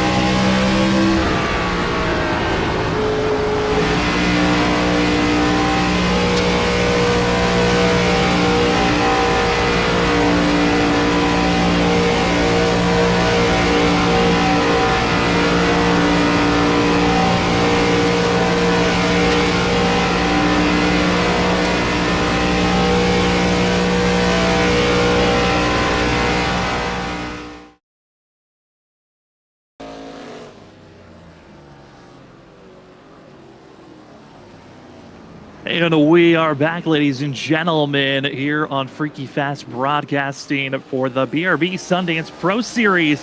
We had a little bit of a technical commercial break because on our end of the background, there is a lot of issues with the internet. We're trying to watch on the side to see how the live feed looks for you, the viewers. This is where we need your help. If you're watching live, please let us know. Has there been buffering going on? Because on our end, that is haywire. It is a lot of unknowns going on, so we appreciate your help. If you're able to type in the chat if there is buffering for audio or for visuals. If there isn't, we'll continue on like there's no issue. We'll do our best. But here tonight, you are watching the BRB Sundance Pro Series Season 6 Chase Race number 2 of 5 for the Castle Smart Alarms Grand Prix from Sonoma Raceway. Current leader is Dustin Stallings with Richard Wolfer in second, Gray Walker third, fourth is Ronnie Norman, fifth we find Caden Perkins. We have seen a couple of pit stops go underway while we went to commercial break, being Adam Buzzio as well as Johnny Wood Jr. after he got spun around. Got Fritz entering pit road 4 laps ago, as well as Dakota Bly and Cameron Taylor getting their service done. Back out on track is Brendan Maddox, who's going to be trying to grab a couple of positions before this race is over, as he's passed already Evan Batinko and about to be passing Ben Keeney, who both already wrecked out of this race. 18 laps to go. There's still a lot of racing action, and Zach, Dustin looks good, 2.2 seconds ahead. Cameron Taylor just set the fastest lap of the day, as that 42 is driving to show here tonight, as there's that 23 machine who missed out on the start of the race, but at least is getting points here tonight. Nice save by Brendan Maddox as Adam Buzzio is starting to close in on the 23. Oh, he's slipping and sliding around a little bit right here. Just see him trying to put the power down. And for him, the biggest thing, get past Ben Kennedy, I think, here. That'll at least get him 14th in points, and that would be better than nothing, of course, here. So that will be valuable for him to try to salvage what he can from the day. But we've been watching a few things, Sam. The 51 of Richard Wolfer, big mistake last lap. Previous lap before this one, he missed turn 7 and really blew that corner. So Wolfer having issues on entry once again, losing time to our leader up ahead. Again, we are seeing the issues popping up. We hate to see this as Dustin Stallings. Issues for the 00 machine. Overcooks turn 3, and Richard Wolfer is now by, moving into lead position. The 00 trying to go with an outer approach, and also closing in is Gray Walker. So we've got ourselves a 4-horse race, all within 2 seconds of one another, with pit stops looming around the corner. This race has gotten a lot better, but man, I do apologize for all the buffering that might be happening in the background. It's hurting the broadcast. We're doing our best to fight through it, but again, if we feel like it is too bad, we will cut the stream and move over to a recording version as Richard Wolfer as well as Dustin Stallings better hold on. Yeah, he's got to hold on for sure, Sam. That is the dire times for him right now, as he's got to put together some good laps. Stallings, that mistake down in 3, so easy to make, actually. We saw earlier Carl Pooler wreck off into that corner. We'll see here. They go up through 1 here, up to the top of the hill at 2. And the big thing that causes issues when you head down the 3 here is you got this little bit of straightaway where you're trying to put the power down. It's just really tough and hard on the rear tires. And then you go down into the hill and kind of crest down into this valley. And when you load up that car, you can lose the rear end so easily under braking. Stallings did that, and that gave all the time that Wolfer needed to gain back to get back into this lead. And it is game on, because there's 4 cars within 1.2 seconds. We appreciate the letting us know, Rev, as now we go into turn 7, down through the hill where the 00 has been much stronger than the 56, but we're also seeing the emergence of Gray Walker, Ronnie Norman, because Wolfer has been off pace and has been kind of holding back the 00. It's bringing in more competition to the madness as we are finding these drivers back and forth through the S's, all the way from 7 down to turn 9, and contact there between the 56 and 00 as they come across into turn number 11, and Dustin Stallings waits no more. The 00 heads to pit road. He has felt the need to come down. He doesn't want to get stuck behind the 56. Maybe going to try to use this time here to jump him while on pit road, but doing a good job right now, holding great speed around here on the pace speed, or on the pit road speed, and that's kind of critical here because it's such a slow speed around here, 40 mile an hour. It's easy to speed around this one. As more buffering happens for the broadcasts and for us, we apologize once again. We know the racing's getting good as pit stops underway. Richard Wolsifer gonna have to make the hard decision. Yeah, I feel like, Zach, this is almost an absolute. We have to see these drivers transfer into pitting, which is gonna have to be right now or the next lap, because you cannot give up more time if you're Richard Wolsifer. Another call here to not take tires, Sam. Only fuel for the teams there coming down the pit road. I'm interested in that call. I'm almost considering, I think, with how long a 4-tire stop makes, it's about 14 seconds. You gain about 8 from not taking tires, it seems like. That is going to be an interesting decision to see if tires would be enough to come back around on them. We'll just have to see how they fire back off, because Buzzio, ever since he's pitted, he hasn't, had the same pace that he had before that pit stop.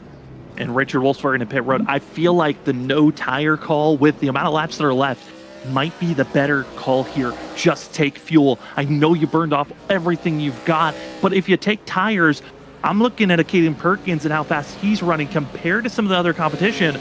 You're running pretty similar times if you are making mistakes with new tires. Freshie certainly will give you an advantage if you're consistently hitting fast lap after fast lap. You can recover and gain all that time back. But that's asking a lot from a driver like Richard that we've seen here this evening make a lot of mistakes. Those tires, I'm not seeing them get lifted. It's fuel for the 56 of Richard Wolsifer, and he is gone, but it's a second longer than Dustin Stallings. And the reason for that, Sam, it actually did get jacked up. He put left sides on. I was actually just about to say a left side tire change might not be the worst call, because I'd imagine it would be similar in the amount of time that it takes to put the fuel in the car. And it does. It works out for him. And guess what? The left side tires are what takes the brunt here. That is huge for Wolfsburg, because he comes out even ahead of Stallings. Issues we know are upon us on the broadcast side. We apologize for those issues, but 14 laps to go. Gray Walker, Ronnie Norman continue to battle for position. Zach, I mean, this is the bizarre moments for both of those drivers. Where do you want to fight? Because you are giving up so much time racing each other. The win is now no longer an option for these two. Yeah, it's going to be tough for them with them staying out here this little bit longer. We'll see what the lap times are when Stallings comes back around. That'll really give us a telltale sign of what his pace is like compared to these two, which, again, Stallings only taking fuel. That's going to have a slight balance change for the race car, but not too much. They'll also take the advantage of cooling them off during that pacing under the pit road speed. So we'll see what the lap times are, like I said, but right now Walker and Norman continue on here down to 4 into turn 4, down to 7. And also, update on drivers that have already pitted. Richard Wolsifer is ahead of Dustin Stallings, even with the slower stop for taking 2 tires. So the gamble has at least still worked for track position. Lap time wise, we still wait and see how fast the 56 can be on those older tires as Gray Walker, Ronnie Norman continue to battle back and forth. Still no pit stop being picked for either driver. But here we go, Zach. Chances for both of them. Are they going to hit pit road? Not going to be the case. Another lap around for the 17 and 18. These two having a great battle right here for us, especially watching. But right now, about 3 to 2 tenths slower than the likes of Dustin Stallings back into the background of 5th place. So right now, they've got to gather it up. And that was a good lap time for both of them, 1:16.4. If they run those, they are actually doing a really, really good job of actually almost doing an overcut, so to say, for these pit stops. So let's see what they can do. Maybe they stretch it long here, Sam. This is my big thing in the mind here, is if they stretch it as long as they can Norman's go blinked and have out. as short as possible. Oh, Norman's blinked out. Where is Norman? He was running right there, and he's back out on track and right behind him. That was a scare. We've seen multiple drivers with a lot of storms that are hitting the United States right now throughout everywhere, it feels like. The internet's been an issue for some drivers to stay on track, and now Norman is being hit just like how our broadcast is being hit. It is issues all around. Yeah, that's always tough when it's internet out of your control. Really nothing you can do, but a great lap time from these two. We'll see if they can continue to show that kind of consistency, because right now Wolsifer and both Stallings about a half a second slower than these two. So again, if they can just continue to put laps together here, stretch it longer out as Norman's going to come here, they can have a quicker pit stop by taking less fuel. Norman hits pit road, and now turn your eyes back over to fourth place, soon to be third place battling of Richard Wolfsfer and Dustin Stallings, as Gray Walker continues to stay out. A 1 minute 17.547. Ballmer in the 10 machine also has been running pretty similar times, if not slightly faster than Norman and Walker at times. He is trying his best to throw his hat into the mix. And also yet to pit is the 10 machine with the 18, as they continue to go back and forth, side by side. Where do you want to go for some of these battles?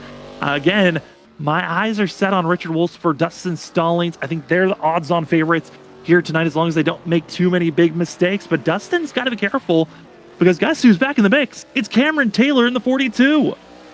He is. He's right there along with them, so we'll see how those two work along each other. Is now Taylor still one lap down, but in 12th, and he's got Maple Jr. and Carl Pooler not the farthest away ahead of him here, so it's still possible within 10 laps for him to try to run those guys down. But it's going to be interesting for him. He's got to push for everything he's got, but he's got some very important contenders right in front of him who are racing hard.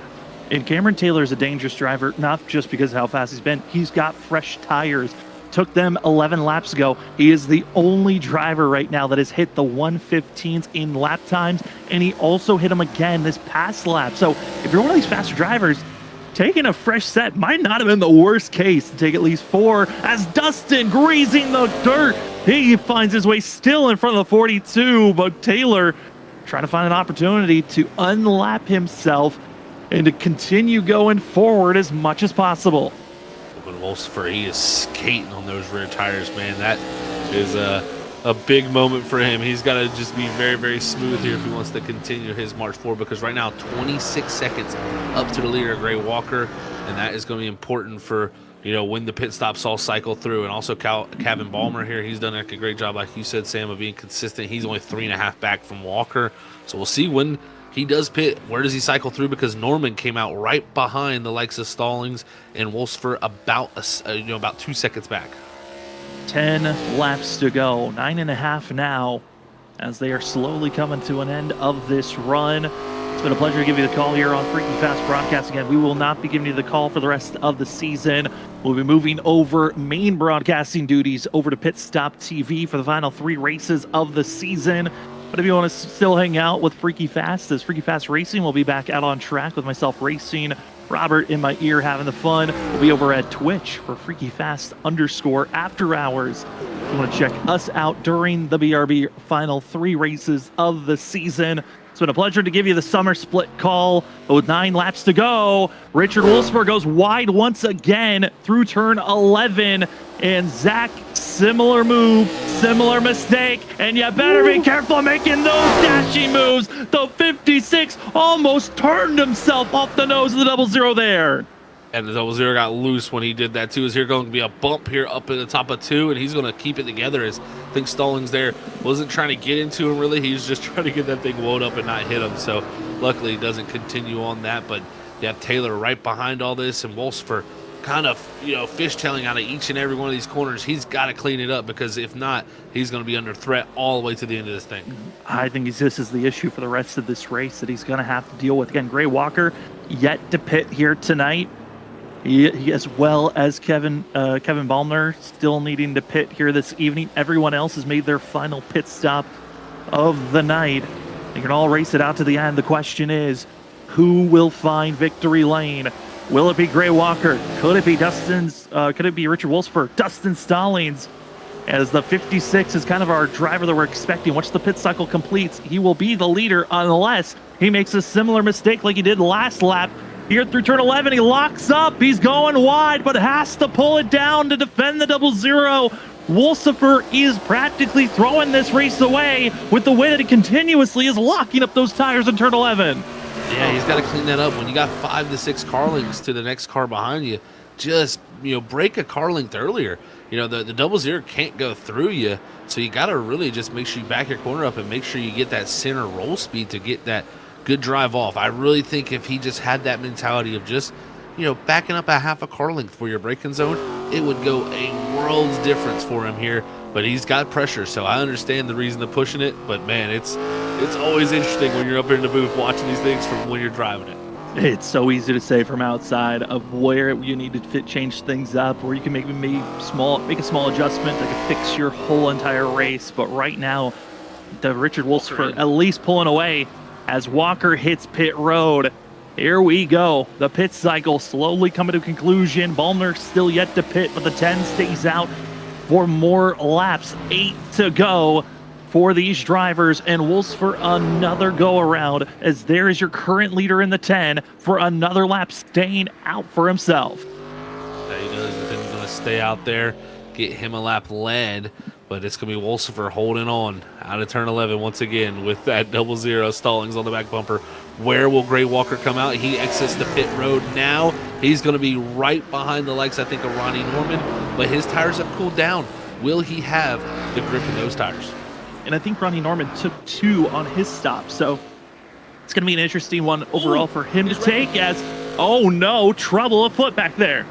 Norman there, big loose out of 2. Somehow he gathered it up. He was pointing straight towards the outside wall. He got it back gathered up, but here it is. It's the likes of Gray Walker right after coming off a pit road. Tires are cool, everything in good position. He needs to attack now.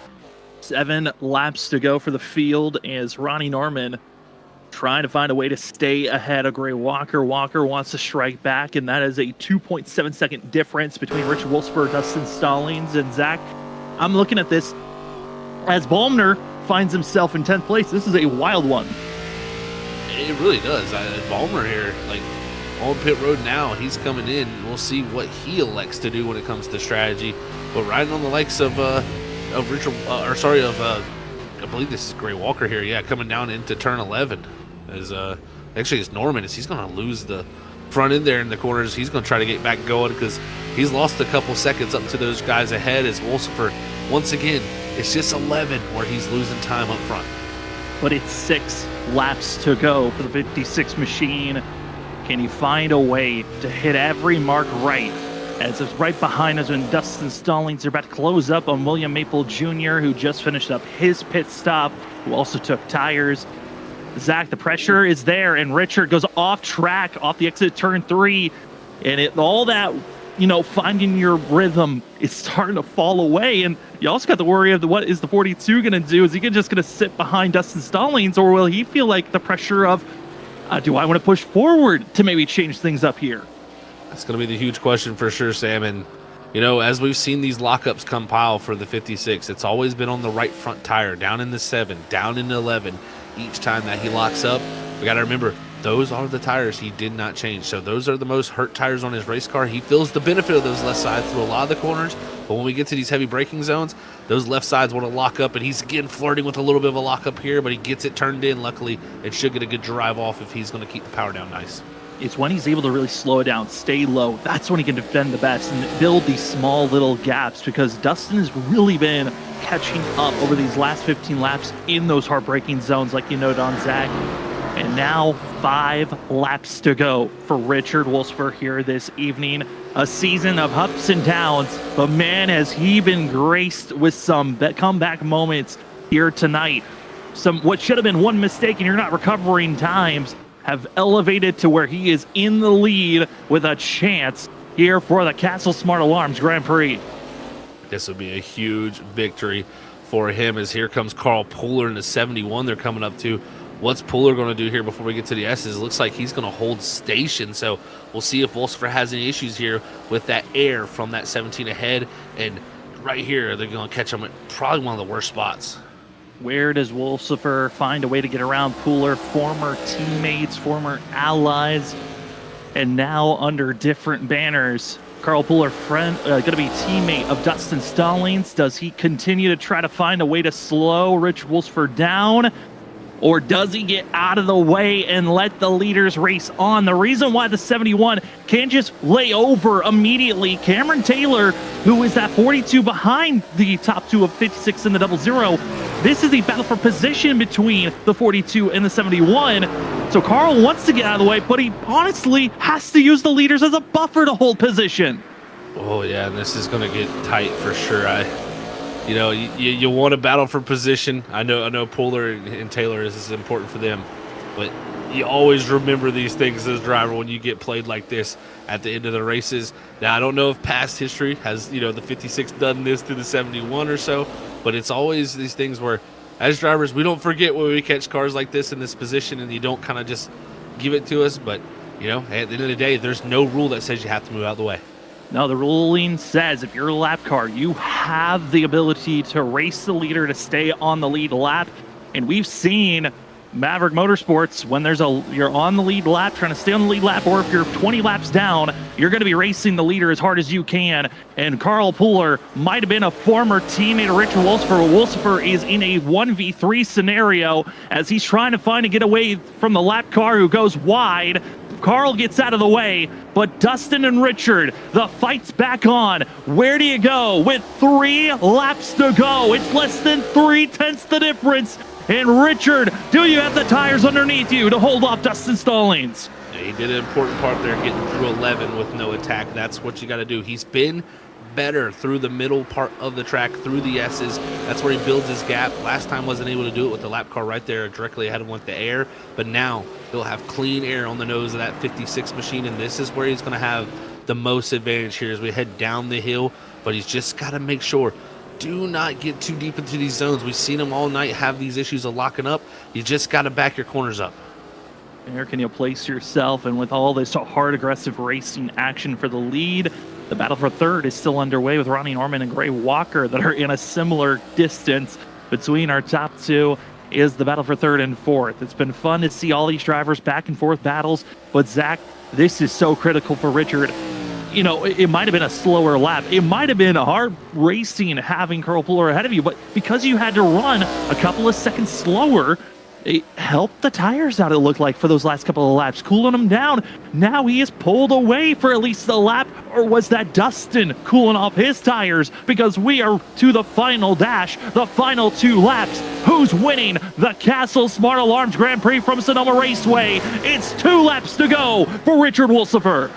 I think this is just going to be the ebb and flow of these laps. This Wolsifer big lock up there, that's going to be huge at the top of the hill. You don't want to lose momentum here. This could set him up here for 3, but he's got to cover it off. And now Stallings not close enough. Luckily, if you're Wolsifer, just make your apexes here. Just get through the corners, because through the S's, that dirty air is going to play a huge factor. It's been turn 10 and turn 11 where Stallings has been better than Wolsifer through this run. If he can stay within a half a second through the S's, it's going to be game on down in 11.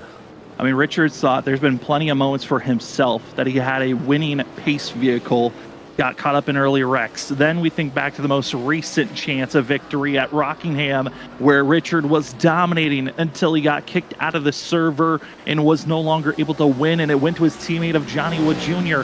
Here tonight, he has built the gap up to a half a second. And it's been Dustin Stallings, the odds-on fastest driver on pace, it feels like, every single time we go around the corners. But right here, right now, hard contact, big push by the 00, wreck him! Dustin wrecks Richard! Ronnie Norman sticks through! Norman is by! Dustin takes him out! And the white flag is in the air! Richards win! Throw it away! Oh, they're side by side for the lead. They're going to wreck! There goes Norman. Gray Walker does not want to wait anymore. Richard has red in his eyes. The 18 is there. Carl's locking up and blocking the 18. Richard, you gotta run down the 18 one more time here tonight. He's going to have an opportunity. He's close to him, and I tell you, he's probably seeing red, even though the 00 got into him. It doesn't matter. He's going to be going for this one. He looks already into 4. That's a weird spot to look for the pass. You just need to be close here for 7. You gotta be close. We've already seen controversy at the road courses in the past, and it's Gray Walker. Where does the 18 want to place himself in these final corners, final bends? He was 3 seconds off of the lead a lap prior, now in control. Richard trying to stay close, a little bit of a bobble, a little bit of a slide, and the 18 drives on through. It's over a half a second in difference. Is there even a chance to send it for Richard now? He's half a second back. Do you just send it for everything, or do you slow down? Richard goes in, tries to give the tap. He gives the spin. Get him out of the way. Richard Wolsifer wants a win. Dustin's going to be trying to find a way to the outside. Not able to do so. Richard wins here at Sonoma. Wow, that was interesting final 2 laps here in Sonoma. And, if I'm Gray Walker, I'm definitely pretty upset about that situation probably. But, at the end of the day, that's racing, folks. But, man, Wolsifer, I think he's going to be excited, and we're going to have some interesting emotions throughout this ending. Wreck me, I'll wreck you type of energy coming out from Richard Wolsifer. The teammates, the allies, who cares what it is? The 18, are you willing to throw away your championship with this contact to the 56? And he will make the move. We'll see you in 2 weeks as the 18 can't be making those types of shots as Richard gets to burn it down. There's the intentional contact. Hey, we'll see you at Atlanta, Gray Walker. You're banned from Talladega as Richard Wolsifer burns it down. Get your revenge over Maverick in Blackbird Motorsports. It's your time as the 56 enjoys this one. Hey, you don't want to be too far away. We're about to have the post-race show. We'll talk to Richard. We'll talk to Dustin, who wrecked Richard coming to the white flag, and also the main admin himself, Adam Buzzio, who takes third here tonight. We'll be back for the post-race show.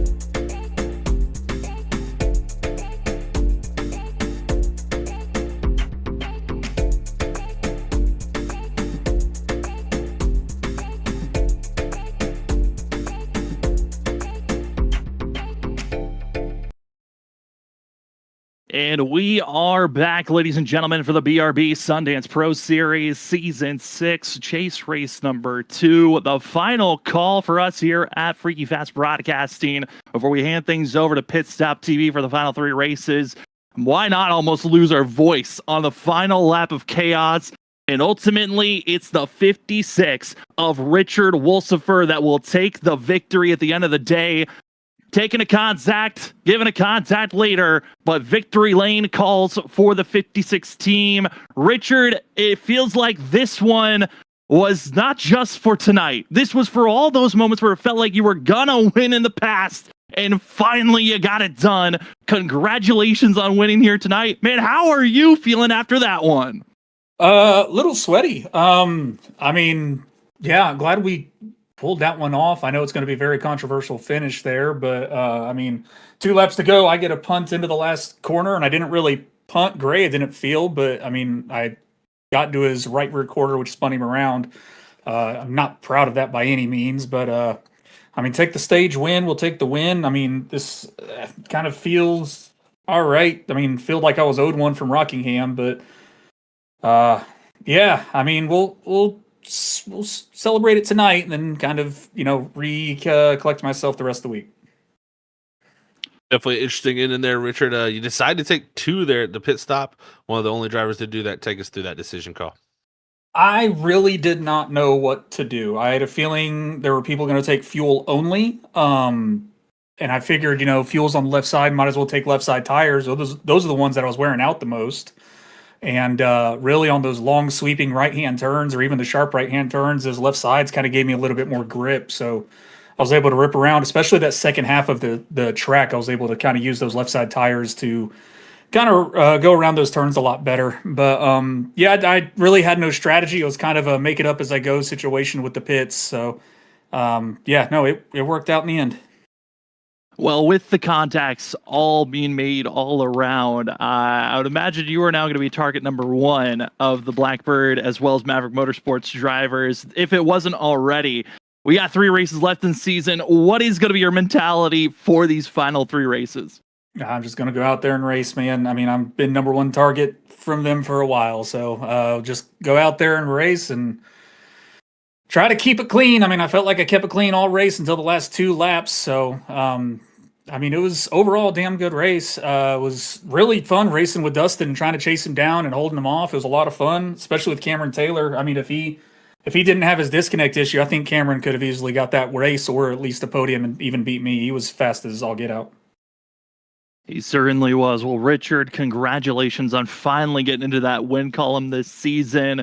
And before we let you go, the floor is now yours for any other shout-outs. Thank you guys for putting on the broadcast. Thanks for stepping in this summer during the void and stepping up and doing a great job. I'd like to thank the sponsors of the league, Sundance Pizza, MX Wraps, CC's Business, shoot, man, all of our sponsors, the admins and everybody doing a great job.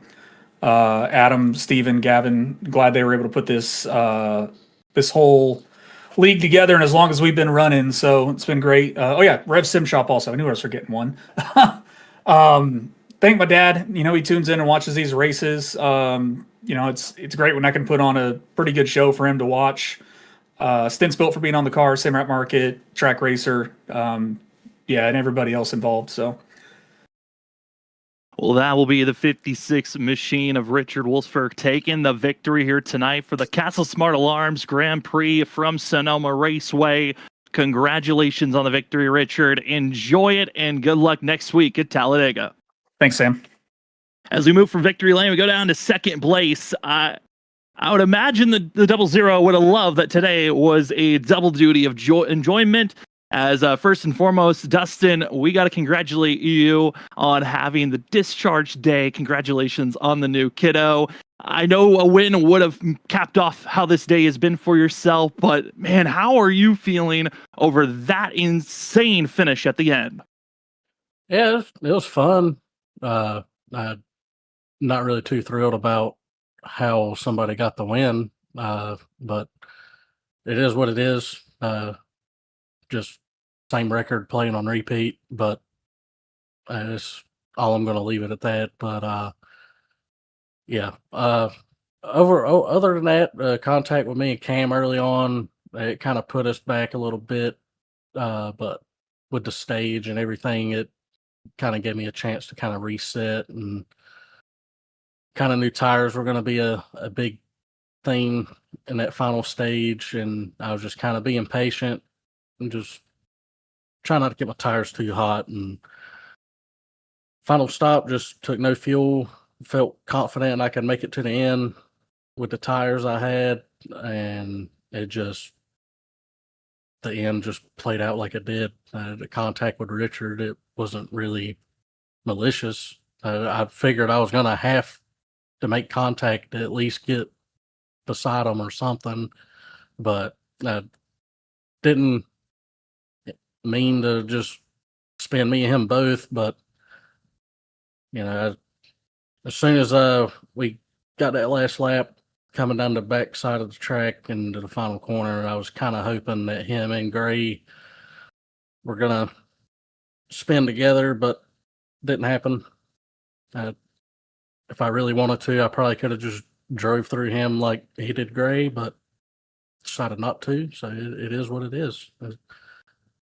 I would say congratulations, but I mean, if that's how races need to be won, then so be it. Well, Dustin, I tell you what, man, you were really good here tonight. You were really consistent. Got in trouble there early in that first stage. Unfortunately for yourself, that kind of set you back a lot. And then, of course, with the strategy of tonight, we saw Richard take 2 there. Was there any consideration of 4 tires here tonight? We know you didn't take any, but what was kind of the decision making going through that green flag stop? Because I think there was a lot of to be gained or lost there, really. Yeah. After the stage, I was just kind of taking care of my tires, trying not to really push them too much or trying to like slide mid corner and everything, just so I could do no tire stop in that last stop. But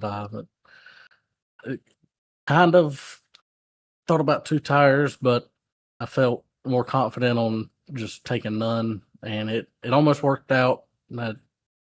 I felt really confident late in the run that I was going to get to Richard and have a chance to fight it out. But it's kind of hard to set up passes here, especially when tires are basically hot and no grip. So it's just who can make the least amount of mistakes. But yeah, 4 tires is just kind of out of the question. Maybe if I would have pitted as soon as the fuel window opened, but I don't think I would have ended up finishing where I did if I did that.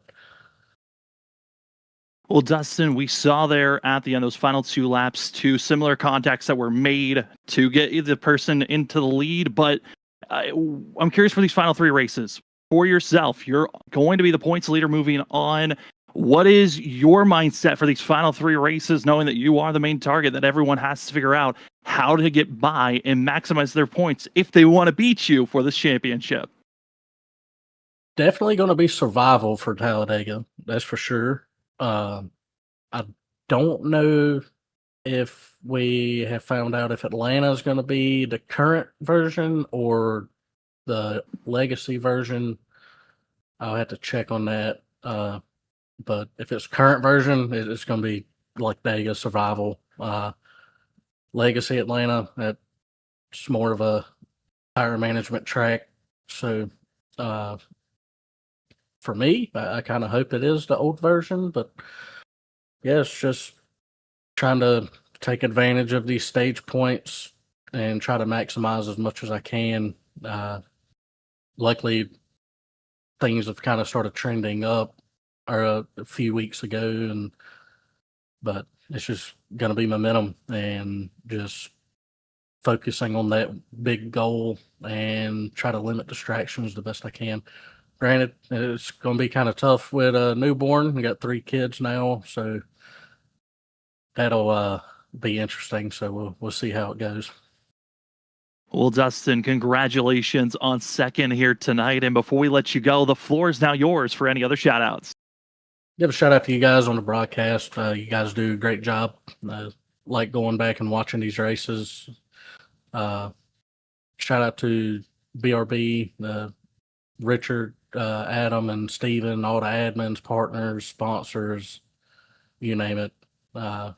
It kind of make this thing happen week in, week out. And kind of, I enjoy racing here. I got a pretty good relationship with a good amount of guys here. Relationships are pretty good. So that's pretty much my favorite thing about it. Been racing with a lot of these guys for a while and everything. And shout out to the teammates, Maverick and Blackbird. Wasn't really too up to date on how those guys' races went, but shout out to those guys for sticking with it and just running it to the end. But other than that, that's about all I got. And hopefully next week will still keep the momentum going. We can't wait to see how you perform next week, Dustin. Again, congratulations on second. Congratulations on the new kiddo. Enjoy with all the funds that comes with that, as well as good luck just trying to survive Talladega next week. Yes, sir. Thank you. Well, that will be second place finisher of Dustin Stallings as we move down to third place to go talk to the man himself who sneaks away in third after the 2 collisions for 2 laps in a row. Adam Buzzio able to sneak away into third place. Adam, I mean, from your point of view, it must have been a wild one of there's cars spinning all around, and then there's an opening for third place at the end of the day. Yeah, I have to be honest. Do not deserve this, and I did nothing special. But that's just the way it goes sometimes. We had good pace. We had some contact with Caden in the beginning of the race. I want to apologize to him. I overcooked it a little bit going into 11, but he checked up super, super hard for Gray, and I couldn't see that from my cockpit at the time, so I got in the back of him, and it cost us a bunch of spots. So we were a little bit behind the 8 ball. Tried a little something with strategy, pitted a little early compared to everybody else. I think that did help us. Kind of got stuck behind some traffic, and I think that cost us what could have been maybe another position or 2, or maybe even the race win, depending on exactly how it went. But yeah, I just did my best to not go off track or hit anybody tonight, and it worked out for us. It certainly did work out. That's another thing on the strategy of pitting early. Was that a strategy that was made before the race, or was that kind of an audible during the run? No, it was an audible. I was in kind of a fustercluck there. I had a guy, I can't remember who it was. He got around me, was a little bit slower than me, and then I had 2 cars that were a little bit faster than me right on my bumper, and it was one of those deals where I couldn't focus, and I knew it was costing me lap time. So where I was running, I think I was 4th or 5th at the time. So I said, well, the worst that can happen is I kind of cycle back out to where I am based on where everybody was on track, where I was looking at my relatives. So pulled an audible to try to get some, really the point of it was to get clean track. And it just didn't work out. I got stuck behind Carl. And he wasn't like significantly slower than me or anything. It was just enough to kind of cost me for 3 or 4 laps there. But obviously it worked out. If I would have came out, ahead of those guys, I might have been involved in the shenanigans. So, excuse me, I'm sorry. Overall, super happy with third. I don't believe I've ever raced a race at Sonoma. So happy to get a podium. I think was that 2 in a row? Can't remember now. That would be. So my first 2 podiums in the season back to back. Maybe we can get lucky and steal a win next week. Hey, that is not a bad place to put yourself. I know next week, a track that we've seen you in victory lane before, or have been close to getting to victory lane, Talladega. Adam, I know that you've got a lot of history of having teammates or allies that can help you there. With this upcoming race, how are you feeling about that? And also the rest of the schedule with us going to Atlanta and then also finish out the season at Auto Club. Yeah, well, we got our only win of the last year came at Talladega, so would love to repeat that. That'd be fantastic, obviously. Let's see, what else do we have? Atlanta is kind of a wild card for me. I love Auto Club, though. That's statistically and personally one of my favorite tracks. So if we can get through the next 2 weeks and do pretty well and just not have too much trouble, we might be in a good position to go into Auto Club and do something. I'm just checking the points here. I know you guys can't see this yet, but I moved up to 3rd in points tonight, so pretty good gap between me and it looks like Dustin's ahead of everybody right now. But yeah, if these guys have some problems and we get some good fortune the next 2 weeks, we might be in a position to do something. I have a lot of confidence in Auto Club, so hopefully we can make something happen. Well, we can't wait to see how you perform at those racetracks. But Adam, before we let you go, the floor is now yours for any other shout-outs. Yeah, obviously, always want to thank you guys for being partners with us as long as you have been and for putting on a great product for us. I know you guys specifically Robert was dealing with some inclement weather, so I appreciate you guys kind of sticking with it and not giving up on us and getting the race broadcast tonight. So thank you to you guys. Just thank all of our partners, Sundance Pizza, MX Wraps, all the partners, Performance Food Group. Shout out to my teammates and of course to my wife Julie and my daughter Autumn. Well, that will be the 5 machine of Adam Buzzio coming away 3rd here tonight. Adam, congratulations on the finish as well as for letting us call this summer split. Good luck next week and good luck with hanging out with me on the track as well because I'll also see you out there. All right, I expect excellent pushes. I can't promise that, but we'll hope for the best. That's for sure. That's going to be the 5 machine of Adam Buzzio. Adam, good luck next week. Thank you, boys.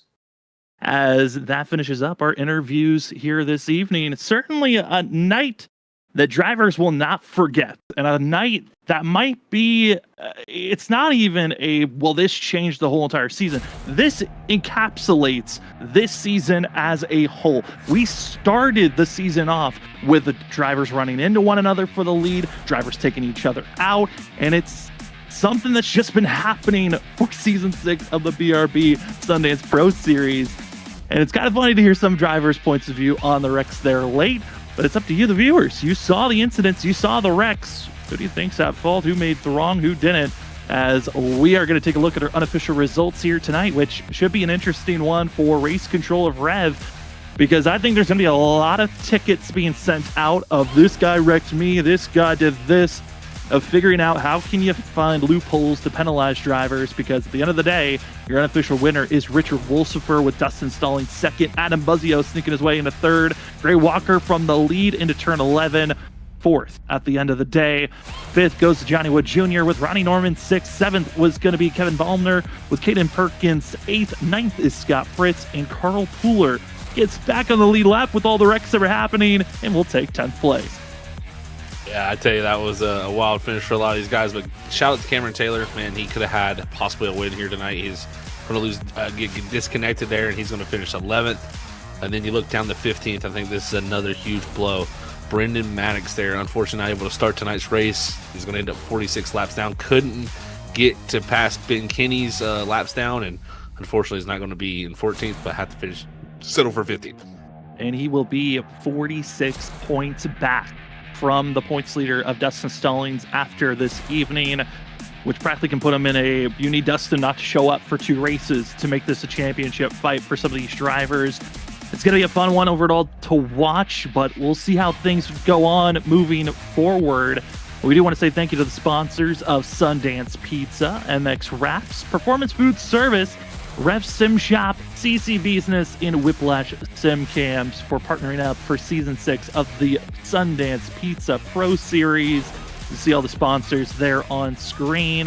This is Chase Race 2 in the books, and also will be the end of our chapter, giving you the calls here from BRB for Season 6. Zach, it's been a pleasure to call these races over this period of time, over the summer split, but this has been fun for us to watch. I know you won the championship last season. What is it like to watch these guys this season and all the chaos with 3 races left?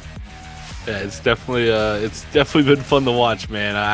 A different perspective. Last season, I was sitting there, fighting for a championship. Now this season, got to watch these guys go into the whole fold and watch everything unfold from the top of the track. So it's been fun to see how that's all played out, and I tell you, I can't wait to see what happens over these next few weeks. There's definitely going to be a lot of talking points, and there's going to be a lot of opportunities for things to happen for sure. It certainly will be. Again, main broadcasts will be taken over for the next 3 weeks here on Tuesdays from Pit Stop TV's YouTube channel. But if you want to hang out with myself and Robert, as I'll be racing out on track from the Freaky Fast Racing team, head on over to Twitch, watch Freaky Fast _ after hours. You can have both things up at the main broadcast and the racing team broadcast if you enjoy hanging out with us from Freaky Fast Broadcasting. Who knows if they're even going to show me on Pit Stop broadcast, because they didn't last time. But for tonight, it certainly was a blast to call. We've got 2 other leagues that we call here on Freaky Fast Broadcasting. Monday nights is the Trinity Racing League. Thursday nights is the 802 Next Gen Elite Series. 2 series that bring a lot of racing action together. Chaos, drama, but Zach, they give us some of the best racing action that we could be asking for. As the field has had its moments, the chaos, the drama, but here tonight for Freaky Fast Broadcasting, we got to call it an end. We can't stay here forever, but it certainly was fun calling the Season 6. For myself, Sam Dyer, for Zach Hall, for Robert Moyer Jr., and everyone else that helps out here at Freaky Fast Broadcasting, it's been a pleasure to give you the summer split of the BRB Sundance Pro Series for Season 6. There's 3 races left Who will hoist the championship? Dustin Stalling looks like the odds-on favorite, or could it be Johnny Wood Jr., Adam Buzzio, Gray Walker? Your winner here tonight, Richard Wolsifer. There's 3 races to figure out who can get it done. And you'll have to wait and see for the next 3 weeks on Pit Stop TV, or you can check out at FreakyFast_After Hours on Twitch. Plenty of action all around, but for us, we will see you next Monday. It's the Trinity Racing League taking a break, actually. Think about it, look at the schedule. We'll be back for next Thursday for the 802 as they get ready for short track racing action in the next gens. Cannot wait for it. We'll see you next Thursday, not this Thursday, next one, for our next Freaky Fast broadcast.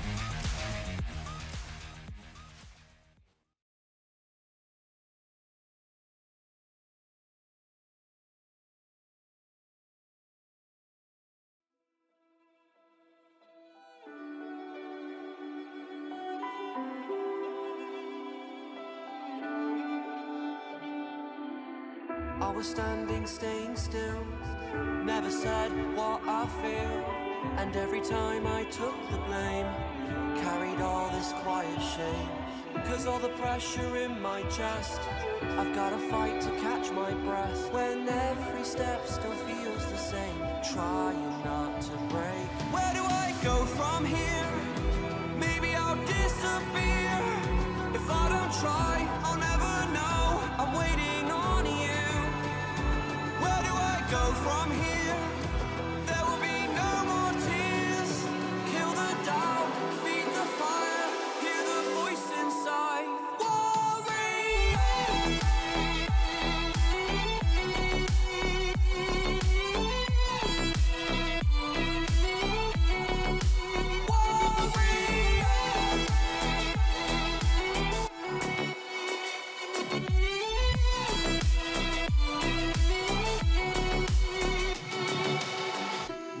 Up, it's my turn this time. They took a shot, now I want mine. You fall, I rise, I take the wheel. So this is how it feels. Where do